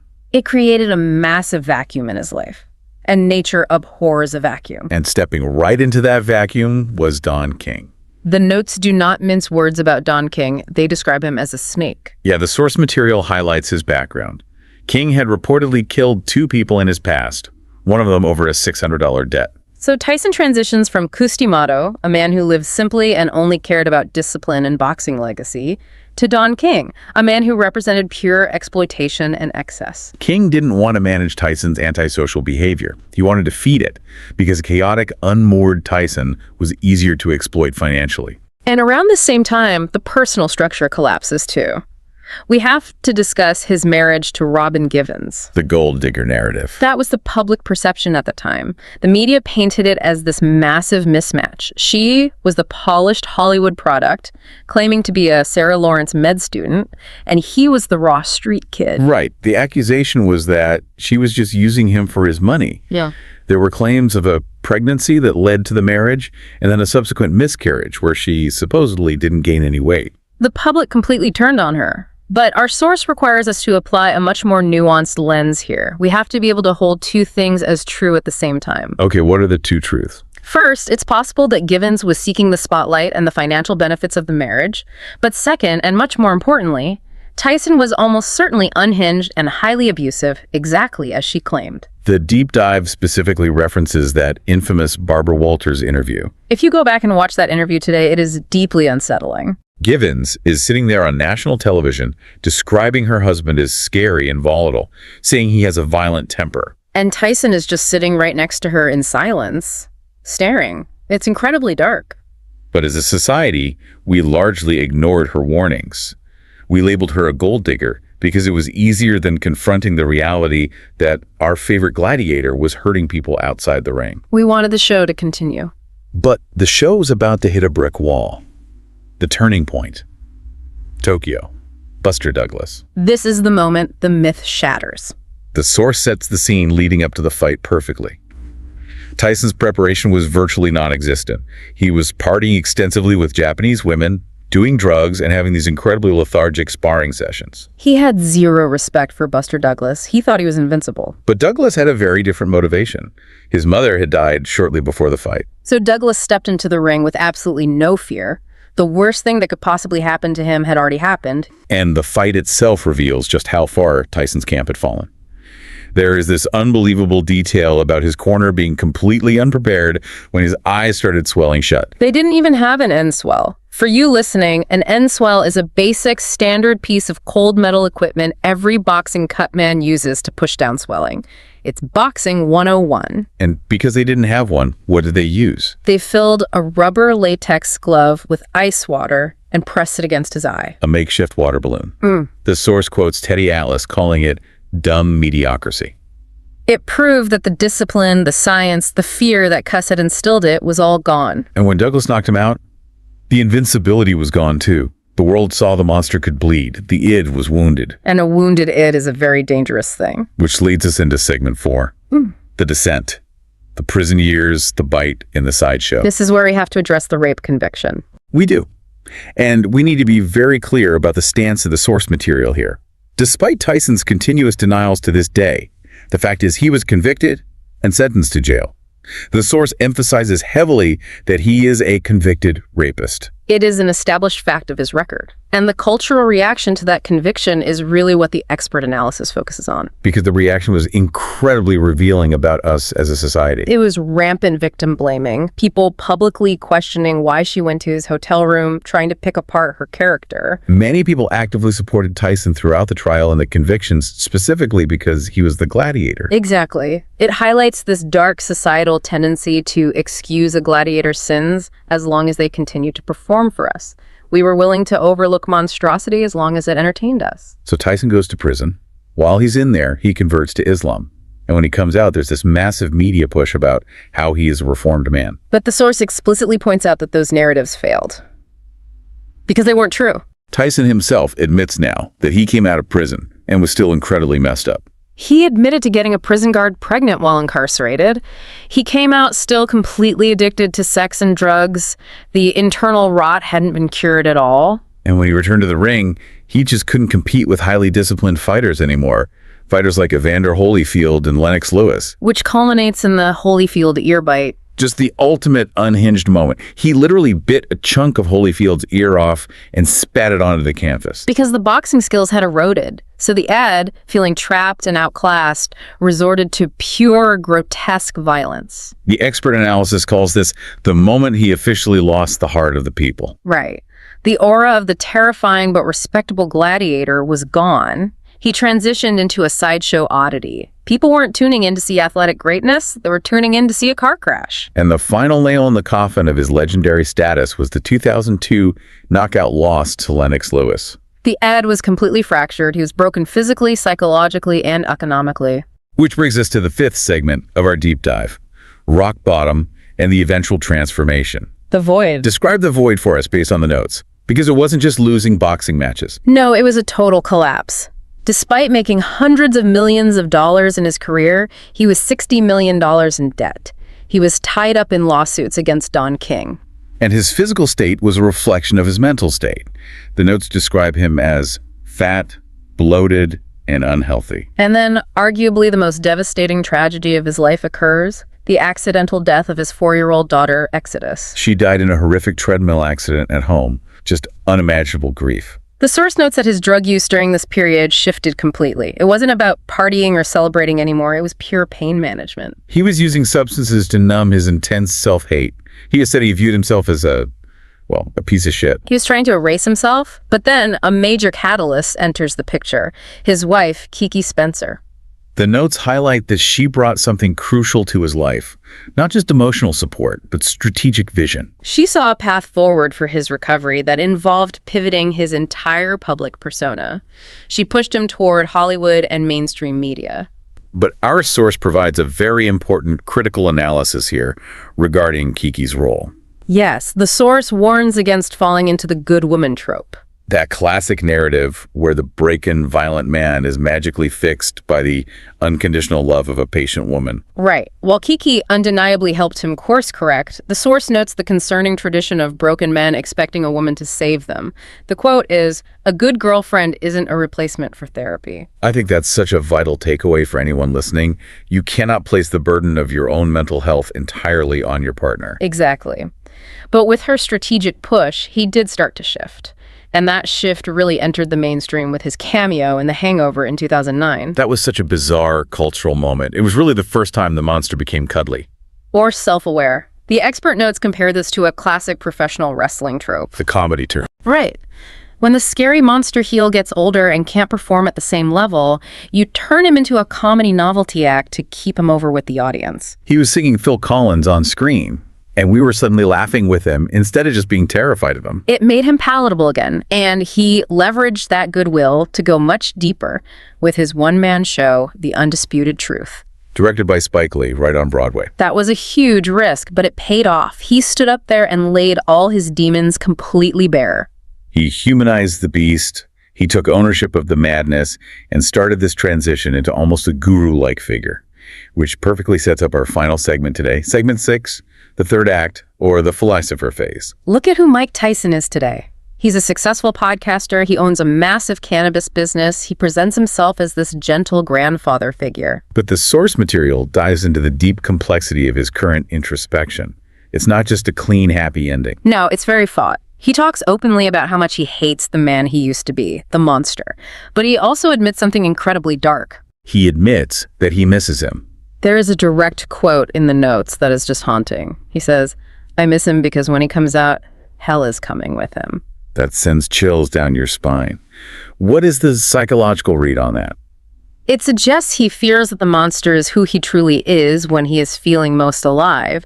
The peace he has found now might feel safer, but it also might feel hollow compared to the godlike high of the arena. But despite that internal conflict, he is actively pushing for a healthier definition of masculinity today. He really is. He cries openly during interviews. He discusses his trauma and advocates for mental health awareness. He openly acknowledges that the performance of manhood he learned as a kid, the stoic, violent pimp archetype, is a complete farce, and that bottling up those emotions literally kills men. It's an incredible irony. The man who arguably represented the absolute peak of toxic, violent masculinity to the entire world is now the one actively deconstructing it for a new generation. It's a massive shift. But the expert in our source raises an uncomfortable question that we have to ask you, the listener. Is this redemption valid? Right. What does his current status as a beloved pop culture philosopher mean to his actual victims? Can a man who committed such depraved acts truly restore himself in the public eye? The source doesn't offer a simple yes or no. It acknowledges that he isn't fixed. He still goes on long, rambling tangents. He still has moments where that unhinged aggression flashes. But maybe that ongoing struggle is exactly what makes him so compelling to other broken people. He isn't hiding the cracks anymore. Right. So, summarizing this incredible character arc we've discussed today. It's a wild journey. From a traumatized street urchin, to a manufactured god of the arena, to a convicted felon, to a sideshow act, and finally, to a self-help guru. And the final takeaway the sources leave us with is really a reflection on ourselves. Tyson's story forces us to examine our own relationship with celebrity and violence. We consumed his unhealed trauma for our own entertainment for over a decade. And now we are sitting back watching him try to heal from the very destructive behaviors that we loudly applauded and paid for. It really holds a mirror up to society. And I want to leave you with one final provocative thought from Tyson himself to mull over. It's a powerful quote. He said, "Men are not meant to be humble. Men are meant to be humbled." In a culture that constantly demands perfection from its heroes right out of the gate, perhaps the most profound lessons on humanity come from the ones who fell the absolute furthest. Something to think about. That wraps up our deep dive for today. Thanks for hanging out with us, and we'll see you on the next one.